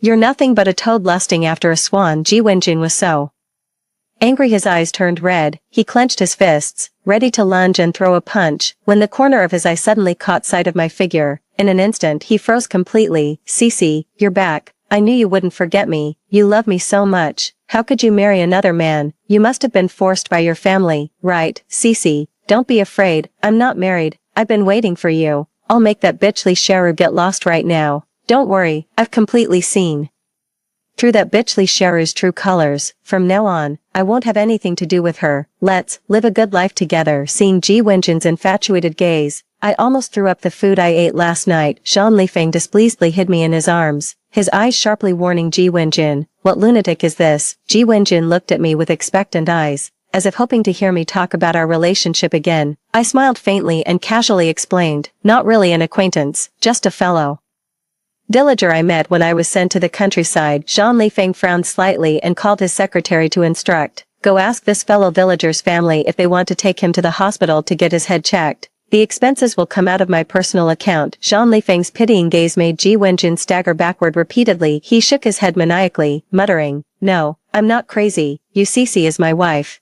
She should have been my wife. Something must have gone wrong." Zhang Lifeng put his arm around me and helped me into the car. I turned around and saw Ji Wenjun, truly like a madman, shouting loudly in the middle of the street. After this charity event, I didn't go to Xinhua town again for a long time. The next time I heard news about Ji Wenjun was during the group's summer camp for impoverished students in South City, where the company funded and invited the impoverished students we sponsor came to Nanjing for a trip unexpectedly. There were also a few students from Xinhua town among them. When one of the students gave a speech on stage, he mentioned a tragic incident that had occurred in the town. It is said that his elementary school classmate was a child with cerebral palsy, who originally had a chance to receive help from a public welfare foundation for some reason. As soon as the child's father heard that it was the Zhang family's company, he flatly refused. Later, while playing in his own family's shop, the child ruined an entire batch of VCD players that his stepfather had just stocked. In a fit of rage, his stepfather nearly strangled the child with an electrical cord. The child's biological mother rushed over to save him, but was stabbed over 30 times by the stepfather with a fruit knife. Blood pooled on the floor, and she died instantly. It is said that when the man was taken away, he was still shouting that he was the richest man in the southern city and that he wanted to start over. He was probably crazy, right? By the time I heard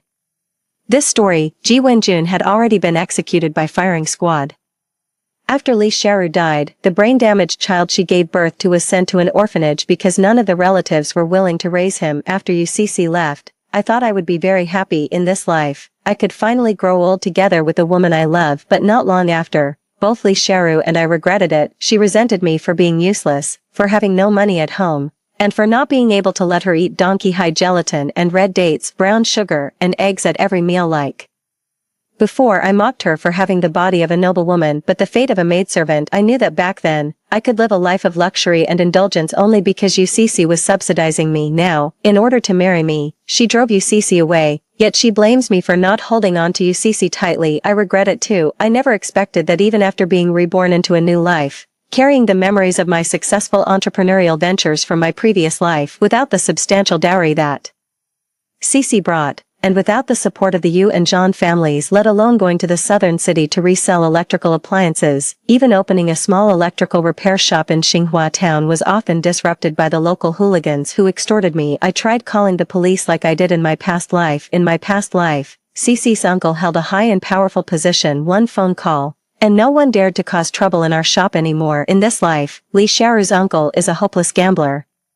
Not only could he not help me, but he often came to the shop to freeload. I went to the police station to report it, but since the thugs hadn't hurt anyone, the police couldn't do much. At most, they gave them a scolding and let them go. The thugs started retaliating against me, coming to the shop to cause trouble as soon as I opened the doors each day. I had no choice but to hand over 30% of my monthly profits as protection money. I truly regretted it. I worked myself to the bone taking orders to earn money, hoping to save up and start a business, to return to Nanjing and find that man, to take CC back. But for some reason, every time I managed to save a sum of money, some major expense would immediately hit my family. In the first year, the son born with cerebral palsy to Li Xiaoru suffered from epilepsy, draining all the family's savings and leaving tens of thousands in debt. In the second year, my dad was trampled to death by a mad cow while grazing, and the funeral cost a fortune. In the third year, my mother jumped into the river to commit suicide but failed. The rescue efforts drained all the money I had painstakingly saved. In my past life, with Cece handling the household affairs, my parents lived well into their 90s before passing away. When I was out building my career, Cece never let me worry about anything at home. But in this life, whenever anything happens at home, Li Xiaoru just cries. At first,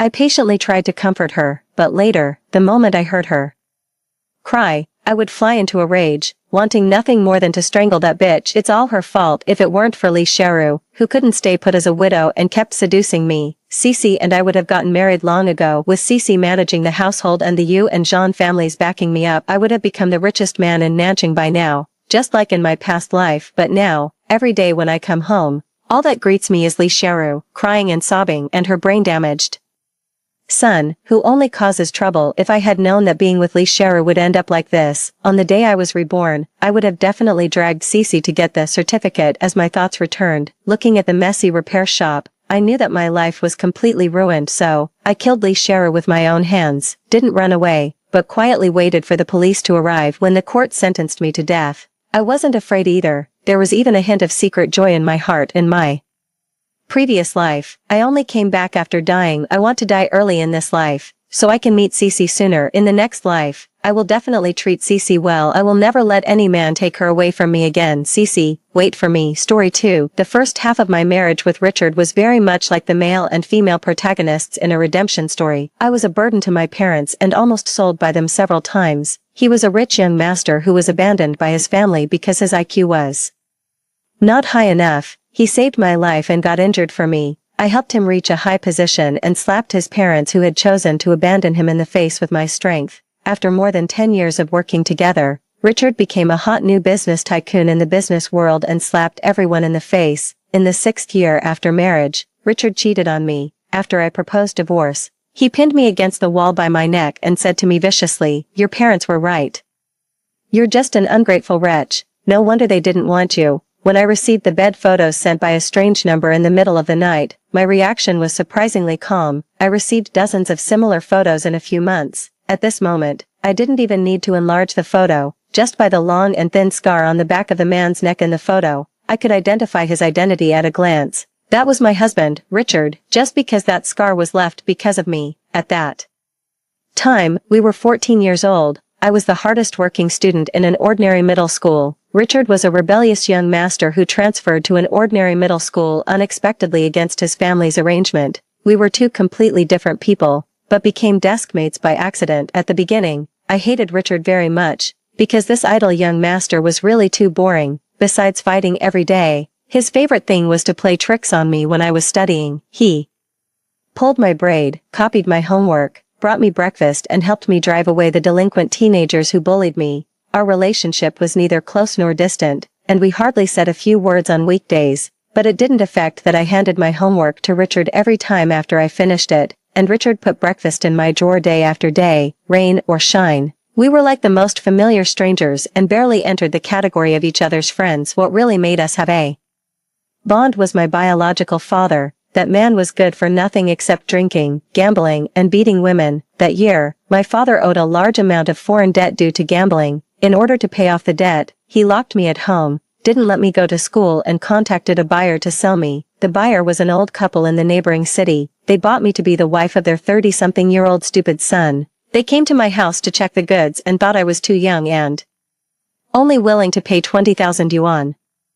My father thought the price was too low and bargained with them. Finally, the price was set at about 30,000 yuan, but the few dozen yuan of the change could never be negotiated and no one was willing to give in. The 30-something-year-old fool obviously had no interest in bargaining and instead stupidly reached out his hand to me. I grabbed his hand and bit it hard. No matter how my father beat and scolded me, I never let go. Finally, their family thought I was too fierce and didn't dare to take me. My father was charged hundreds of yuan for medical expenses. He was angry that I had spoiled his plan. He called me a burden and beat me half to death and then locked me in the wardrobe. He didn't plan to give me food and I didn't plan to beg for mercy because I knew it was useless. I was locked in the dark cabinet for 3 whole days. Even if I didn't move or say a word in 3 days, the lack of water still made my throat burn painfully. I knew my father wouldn't soften his heart.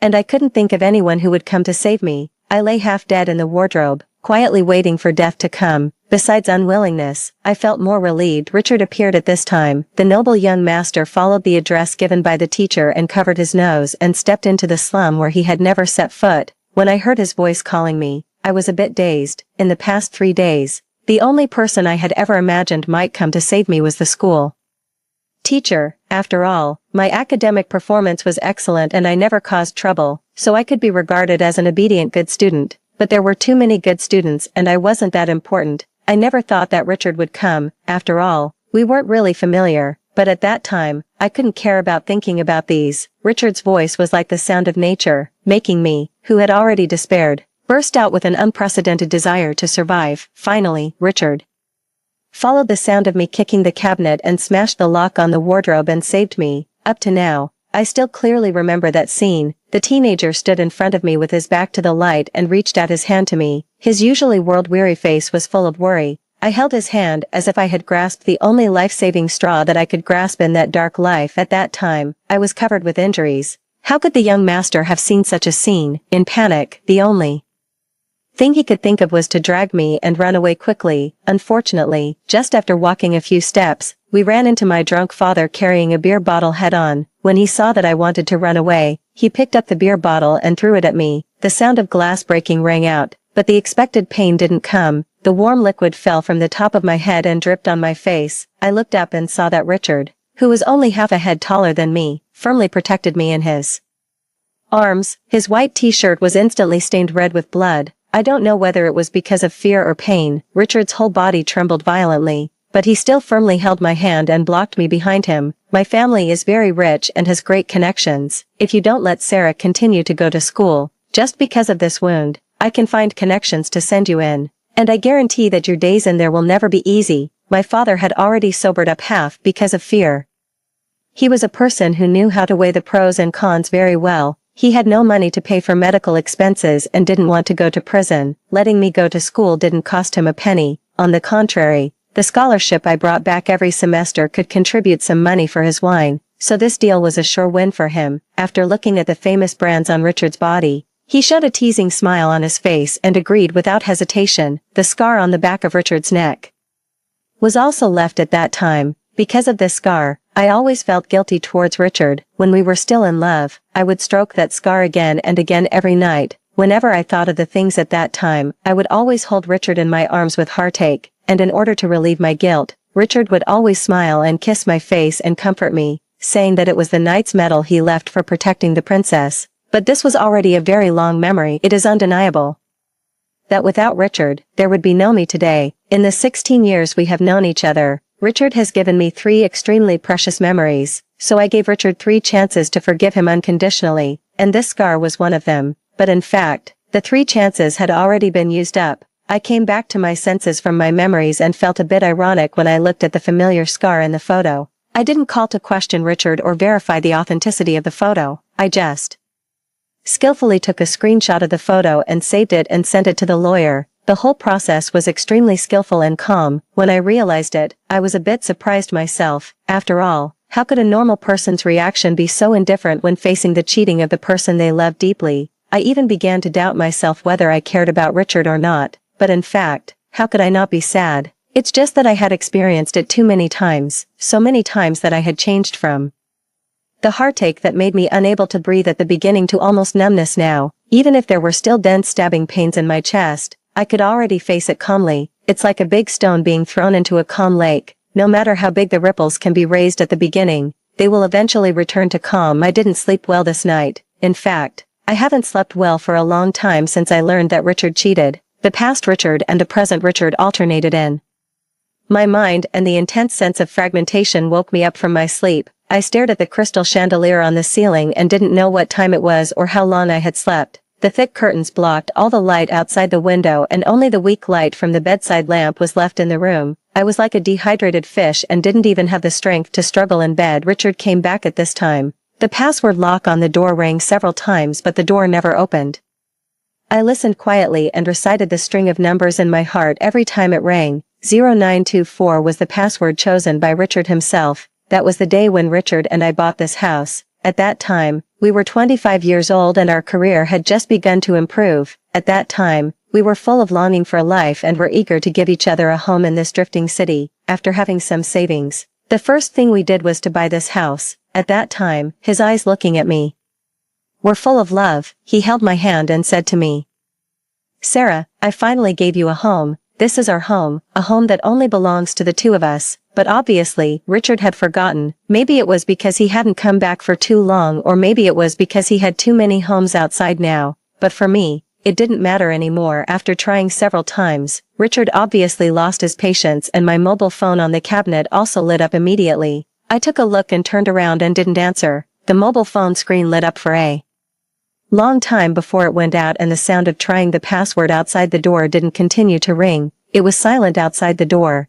Just when I thought that Richard had left angrily because he couldn't remember the password, there was a rustling sound at the door. After a while, the door opened and then came the voice of Richard thanking the locksmith. The overlap of memories and reality was so ironic. Richard opened the door of the room and tentatively called, "Sarah." I didn't respond and still lay quietly. Richard didn't care, just looking at the dark room. He seemed a bit puzzled. "Aren't you most afraid of the dark? Why don't you turn on the light?" After saying that, he walked straight to the window and opened the thick curtains and the dazzling sunlight instantly filled the whole room. I had been in the dark for too long and couldn't adapt to the dazzling light for a while and narrowed my eyes and raised my hand to block it. Seeing my action, Richard chuckled and asked, "Why didn't you answer my phone call?" I still didn't answer. Richard thought I was being awkward because he hadn't come back for a long time, and after a moment of silence, he explained, "I've been really busy with work recently and have to work until very late. I didn't come back because I was afraid of affecting your rest." As he said that, He untied his tie and lay down beside me. The sun shone on the bed and made people feel warm. Richard took the opportunity to hold me tightly in his arms. We had experienced the same scene countless times. At that time, the company had just started and we were always very busy. When we both had free time, our favorite thing was to lie in bed holding each other and basking in the sun. We hugged each other tightly and chattered about the future development. At that time, we only had each other in our eyes and all we thought about in our minds was our bright and beautiful future. Once upon a time, this was my favorite moment, but at this moment, there was still the smell of other women's perfume on Richard's body. My mind was also occupied by the picture of him and other women entangled in bed. I instantly became stiff all over. My hair stood on end and my stomach began to churn. I had a physical aversion to Richard, but Richard didn't notice my change. He pinched the soft flesh on my waist and smiled and asked me if I hadn't eaten well and why I had lost weight. I suppressed the urge to vomit and calmly said, "Let's get divorced." After I finished speaking, Richard's hand on my waist and abdomen suddenly stopped. He buried his head deeply in my neck and the strength of holding me increased a little. After a while, he slowly said, "Sarah, let's have a baby. Don't you want a home the most?" Hearing his words, the churning in my stomach could no longer be suppressed. I pushed him away and ran to the bathroom and vomited while holding the toilet. In the past 30 years, half of the time we have spent with each other, we know everything that has happened to each other. We know each other's shortcomings and weaknesses and also know what each other wants most. So Richard knows me very well. He knows how much I lack love because of my growth experience since childhood. He knows how much I desire to have a complete home, and he also knows that from the beginning to the end, the only person I can barely call my family is him. So he doesn't worry at all that I will leave him. With his current status and skills, it's not difficult for him to hide the affair completely, probably because he didn't worry that I would leave him because of this. He never bothered to use any tricks in these matters. He just let his little mistresses flaunt their petty tricks in front of me. In fact, he doesn't know me that well. Even blood relations can't be relied on, let alone the illusory love. I understood this truth a long time ago. So, I love Richard. But I've never pinned all my hopes on him. I'm fully aware that I lack love, but Richard's love now is like the hormones of a male animal in heat, blanketing all the females within range indiscriminately. It's cheap and dirty, and I don't care for it. Richard probably didn't expect me to react so strongly. He was stunned for a moment before getting up and walking into the bathroom. He handed me a tissue and patted my back considerately. I pushed his hand away, got up on my own, and went to the sink to rinse my mouth. Richard leaned against the door, lit a cigarette, and looked down at me. I was serious just now. Richard repeated, "Let's have a baby. With a baby, we'll be a real family, and you won't have to worry about those women outside threatening your position." His tone when talking to me was no longer as gentle as before, but rather carried a sense of condescending favor. At this moment, I was extremely certain that we could never go back. I turned around to look at him, speaking with unprecedented seriousness. "I'm serious too, Richard. Let's get divorced." But Richard still didn't take my words seriously. In his eyes at this moment, my talk of divorce was just me throwing a tantrum because his mistresses had caused a scene in front of me. Dissatisfied that I didn't accept his offer, Richard frowned, looking rather unpleasant. He suppressed his emotions, his tone a bit helpless. "I'll deal with the woman from last night right away. Sarah, you'll always be Mrs. Richard, but I hope you know when to stop." I stared at his face unblinkingly, and, without hesitation, repeated firmly and clearly, "Richard, I'm serious. Let's get divorced. For the sake of our over a decade-long relationship, I won't bring up your affair. We'll divide the property as it should be. If you're willing to take over my shares in the company, just give me the cash equivalent. If not, I'll entrust others to handle it. All my parts of the real estate and trust funds should also be cashed out." Hearing my well-organized handling plan, Richard seemed to finally realize that I was serious. He froze for a moment, then flung the cigarette in his hand heavily to the ground. Before I could react, he pinned me against the bathroom wall by my neck. Richard was probably really furious. His actions were extremely rough, without any consideration for me. Before I knew it, my head hit the wall hard. My long-term poor sleep, combined with this heavy blow, made my mind go blank. Richard seemed to notice it too, and the hand around my neck loosened unconsciously. He stared at me intently, his tone icy. "Sarah, without me, you'd have fucking died in that slum long ago. Have you forgotten who was with you when your parents got divorced and neither of them wanted you? I fell out with my parents and gave up the chance to go abroad just to be with you. I gave up being a rich young master and lived in the basement with you for so many years. Have you forgotten all that?" With these words, Richard seemed to feel that he was on the moral high ground, speaking with a sense of self-righteousness. I've done so much for you, you owe me, and you can never pay it back in this lifetime. Now I just have a few flings outside, and you want to divorce me. Seeing that I didn't respond, Richard thought he had hit the nail on the head. He sighed, and his tone softened. Sarah, you're 30 years old, not a young girl anymore. With my current status, those women eyeing the position of Mrs. Richard are all younger and prettier than you. What I said still stands, as long as you know when to stop. The position of Mrs. Richard will always be yours. Besides, who else in this world would want you? It took me a while to finally sober up a bit, hearing Richard's patronizing words. Instead of getting angry, I laughed. Richard, can you say that everything you've done was for me? I asked calmly. Richard's expression froze, and he subconsciously wanted to admit it, but when he met my gaze, he suddenly fell silent.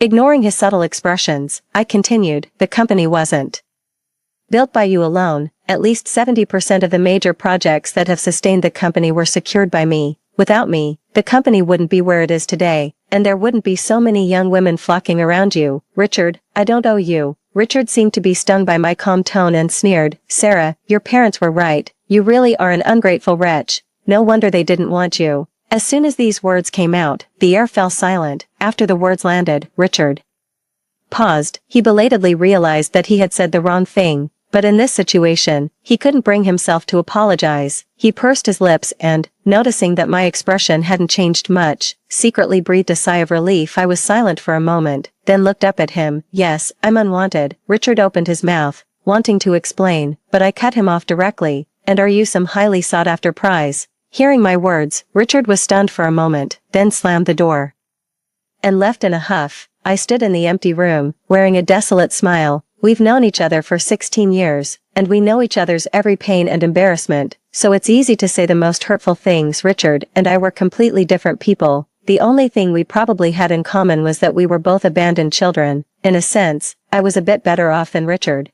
at least for a brief moment. My parents fought over my custody, although it wasn't a good thing. In my sophomore year of high school, my mom, who had run away from home years ago because she couldn't bear my dad's domestic violence and had been out of touch, suddenly came back. She had two things to do: get a divorce and take me with her. The latter was a spur-of-the-moment idea. My dad naturally wouldn't agree. They fought over my custody right in my school. Of course, it wasn't because they had a sudden awakening and wanted to fulfill their parental duties. It was simply because I was almost an adult and was quite good-looking, so I could be sold for a good price. My mom attacked my dad for his alcoholism and domestic violence, saying he wanted to sell me for bride price money. My dad said my mom was a streetwalker outside and wanted to take me to do the same. I calmly watched their vulgar attacks on each other, feeling nothing inside. When they both looked at me and asked me who I wanted to go with, I just replied faintly, I want to go to school. I'll go to college after high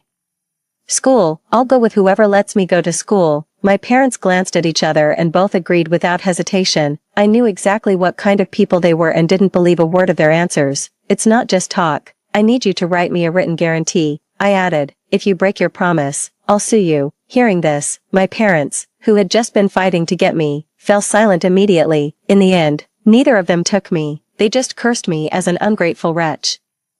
In unison as they left, Richard showed up at this time. He ignored the onlookers' curious eyes and firmly held my hand. Actually, I wasn't that sad. After all, my parents had never been a help in my life but a heavy burden. But looking into Richard's consoling eyes, I couldn't help but get red-eyed, perhaps out of a sense of kindred spirits, or maybe to comfort me. I learned Richard's story from him. Richard's family was really rich, extremely rich. It was a level of wealth I couldn't even imagine back then, so rich that they needed to cultivate an heir from a young age. But Richard wasn't the only son. He had a twin brother, Nicky. Before junior high school, their food, clothing, housing, and transportation were exactly the same. They went to the same elite schools and had the same excellent private tutors, but everything changed in junior high school, because after an IQ test, Richard's brother was a genius with an IQ of 160, while Richard was just an ordinary person who was a bit smarter. The family only needed one heir. Richard's parents focused their cultivation on his brother. He became the one who was abandoned. Well, not exactly abandoned. It was just that Richard was used to being the center of attention since he was a child. When everyone's eyes shifted to his brother, he couldn't accept the gap, so he tried to attract his parents' attention by being rebellious. But it was doomed to be ineffective. It even made his parents more certain that their choice was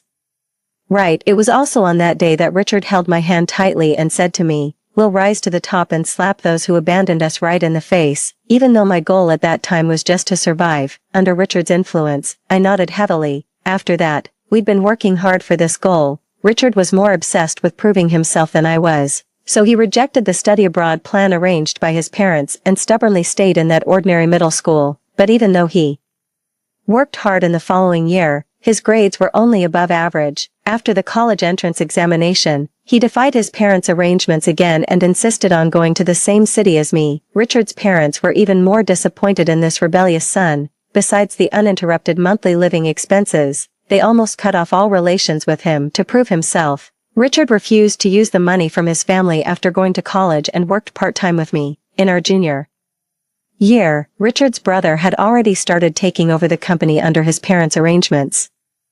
Richard was silent for a whole day after getting the news. Then he told me he wanted to start a business. I was stunned for a moment, then nodded. But starting a business wasn't that easy. Moreover, we were just ordinary people without any support at that time. During the toughest days, we could only afford to live in a dark and damp basement. In that dim basement, Richard proposed to me with a pull tab. When the pull tab got stuck on my second knuckle, Richard and I looked at each other and burst out laughing. After the laughter, Richard suddenly fell silent. After a long while, under the dim light, he tightened his grip on my hand and said firmly, "When we're rich, I'll get you the biggest and best diamond ring." I held his hand back and replied just as firmly, "I believe you." At that time, Richard's brother had a grand engagement ceremony with the daughter of a family friend under the family's arrangements. The diamond ring worth nearly 100 million yuan they used for the engagement also caused a heated discussion on the internet and stayed high on the hot search list. After that day, we seemed to be extra motivated. Richard's natural pride made him unsuitable for business dinners to seek investment and cooperation. My growth environment had given me a natural advantage in reading people's expressions, so Richard and I had always divided the work, and this part was always my responsibility. Drinking to seek investment and cooperation became my daily routine for a while. Perhaps we were lucky enough. In the 7th year of starting our business, we caught the trend, and our careers were booming. We finally had a place at various dinners where celebrities gathered. At one dinner, I met Richard's brother, who had always been on the covers of business magazines. At that time, Richard and I were in the limelight and had become regulars in various magazines and exclusive interviews. The two men, who looked 7/10 alike, stood facing each other, both in suits, but with completely different auras. One was sharp and aggressive, while the other was calm and composed. At that time, our company was not on the same level as the Richard family's enterprise, but our self-made experience was enough to make us hold our heads high. Nicky was the first to raise his glass to congratulate us. "Seeing how successful my brother is, my parents and I are very pleased." These words seemed like a blatant provocation to Richard, and he was full of hostility as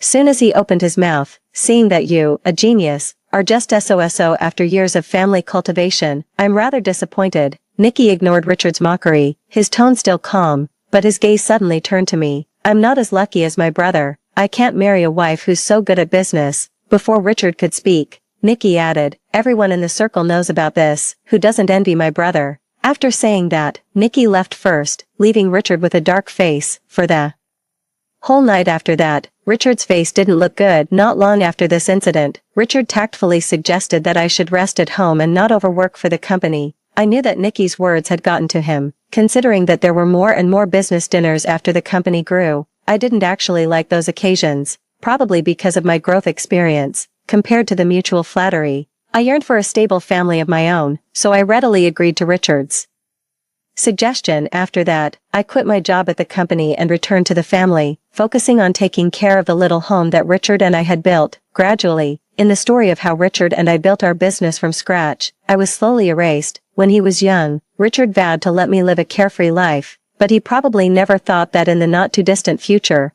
all the storms in my life would be brought by him. My thoughts drifted back, and I slumped against the wall, wearing a bitter smile. Since that day, Richard had disappeared. I entrusted all the divorce matters to the lawyer and started packing up my things in the house. 3 days later, Richard was still missing. He didn't go to the company, and his phone was always unreachable. The divorce couldn't proceed. At this time, Nicky suddenly showed up at my door. I wasn't surprised when I got his call. I declined his invitation to dinner and didn't let him come upstairs. Only under his insistence did I meet him downstairs. This was the second time I'd met this nominal younger brother-in-law. Compared to the last time, the shrewdness of a businessman in Nicky's eyes was even more pronounced. After seeing me, he didn't bother with any small talk and got straight to the point. Sarah, I've heard that you and my brother have had a falling out. I'm very interested in your revenge plan. Are you interested in cooperating? I'm not interested. I interrupted Nicky before he could finish, meeting his puzzled eyes. I said bluntly, I don't hate Richard, and I won't take revenge on him. I know Richard's family has been thinking about entering this industry recently, and I'm also aware that our company is a good stepping stone for Richard's family to break into this field. But besides being founded by Richard and me,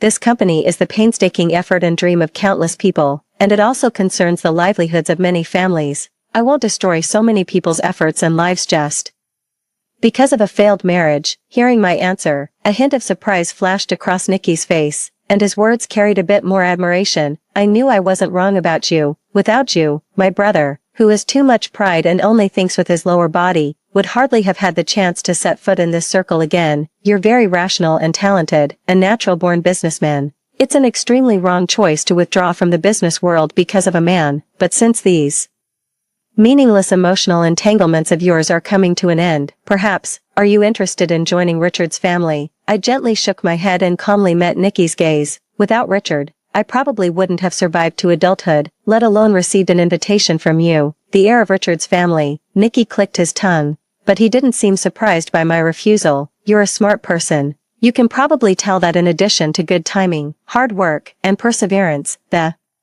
fact that your company has come this far is also because, no matter how indifferent my parents seemed, Richard still has the blood of Richard's family. As long as Richard's family exists, there will always be people willing to pave the way for you because of Richard's family's face. You've come this far more or less thanks to Richard's family. Only my stupid brother would think that his current status is all due to himself. After being praised a few times, he really thinks he's the chosen one.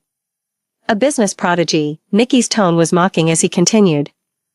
But if he had any brains, he wouldn't have let go of someone like you, who only has eyes for him, and gotten himself all tangled up with those good-looking but empty-headed women. Then, before I could react, he took out a business card and waved it at me. This has my private number. You can contact me anytime you think it over. The door of Richard's family is always open for you. Before leaving, Nicky rolled down the car window and left a sentence. Sarah, apart from being a bit of a lovesick fool, you're really an excellent partner. I sincerely look forward to having you on board. By the time I came to my senses, Nicky's car had long disappeared from my sight. I looked up, and Richard, who had been missing for 3 days, suddenly appeared in front of me. I didn't know how much of my conversation with Nicky he had overheard. At this moment, Richard's face was overcast. He snatched the business card from my hand, tore it to shreds, and then firmly grabbed my hand and dragged me back into the house. After entering the room, regardless of my struggle, he threw me straight onto the bed and leaned over me. It all happened so suddenly that my mind went blank. By the time I came to my senses, Richard had already roughly kissed my lips. I struggled to push Richard away, but he suddenly got fierce and forcefully pinned my hands above my head. At the same time, his other hand roughly tore open the buttons on my chest. I couldn't break free. In a fit of rage, I bit his lip hard. When the taste of blood filled my mouth, Richard finally lifted his head in pain. I took the chance to free my hands. When he was about to lean down and kiss me again, I slapped him across the face. The slap was so hard that Richard's face turned to the side. Richard was stunned for a moment, then tightly grasped my shoulders with both hands. He was agitated, and his voice unconsciously rose. Sarah, I said, as long as we have a child, we'll have a home of our own. Why don't you agree?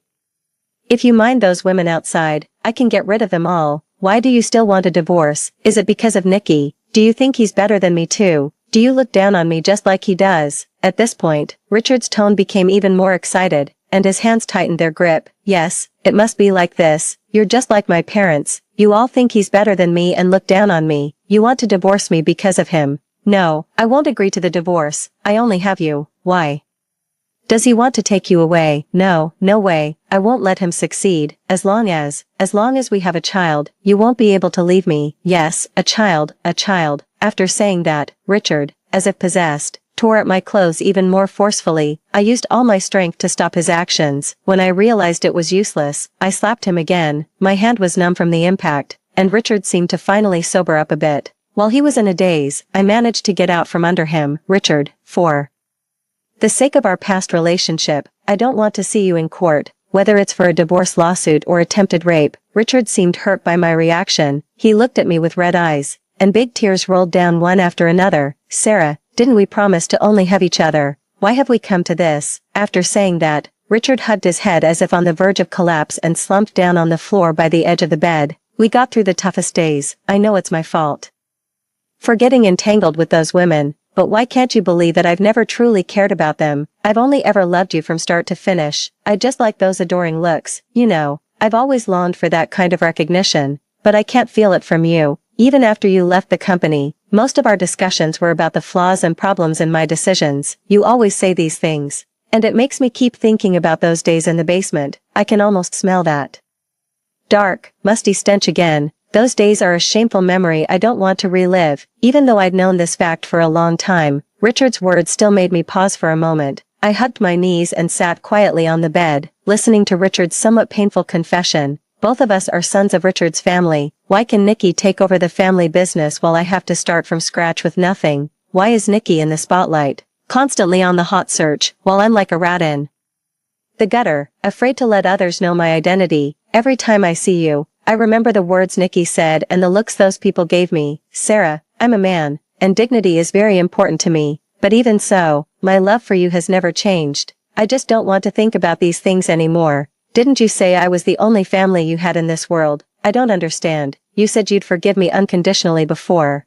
It was fine so many times before. Why are you using these small things as an excuse to leave me now? I listened quietly, feeling as if the already ruined heart inside me was collapsing all over again. Richard, those things you think are too painful to look back on are exactly the reasons why I forgave you time and time again. My words made Richard, who had his back to me, stiffen for a moment. After a while, he slowly turned to look at me. I ignored his movement, lowered my head, and continued on my own. You were right about one thing just now. Once upon a time, I always regarded you as the only family I had in this world. You were not only my lover but also my only family. I'm grateful for everything you've done for me over the past 10+ years. So even though I knew that when you proposed to me, a large part of it was to spite Nikki, I was still grateful that you chose me firmly. It's precisely because I knew I had nothing else to lose in this world except you that I pretended not to see all those entertainment news about you on the hot search.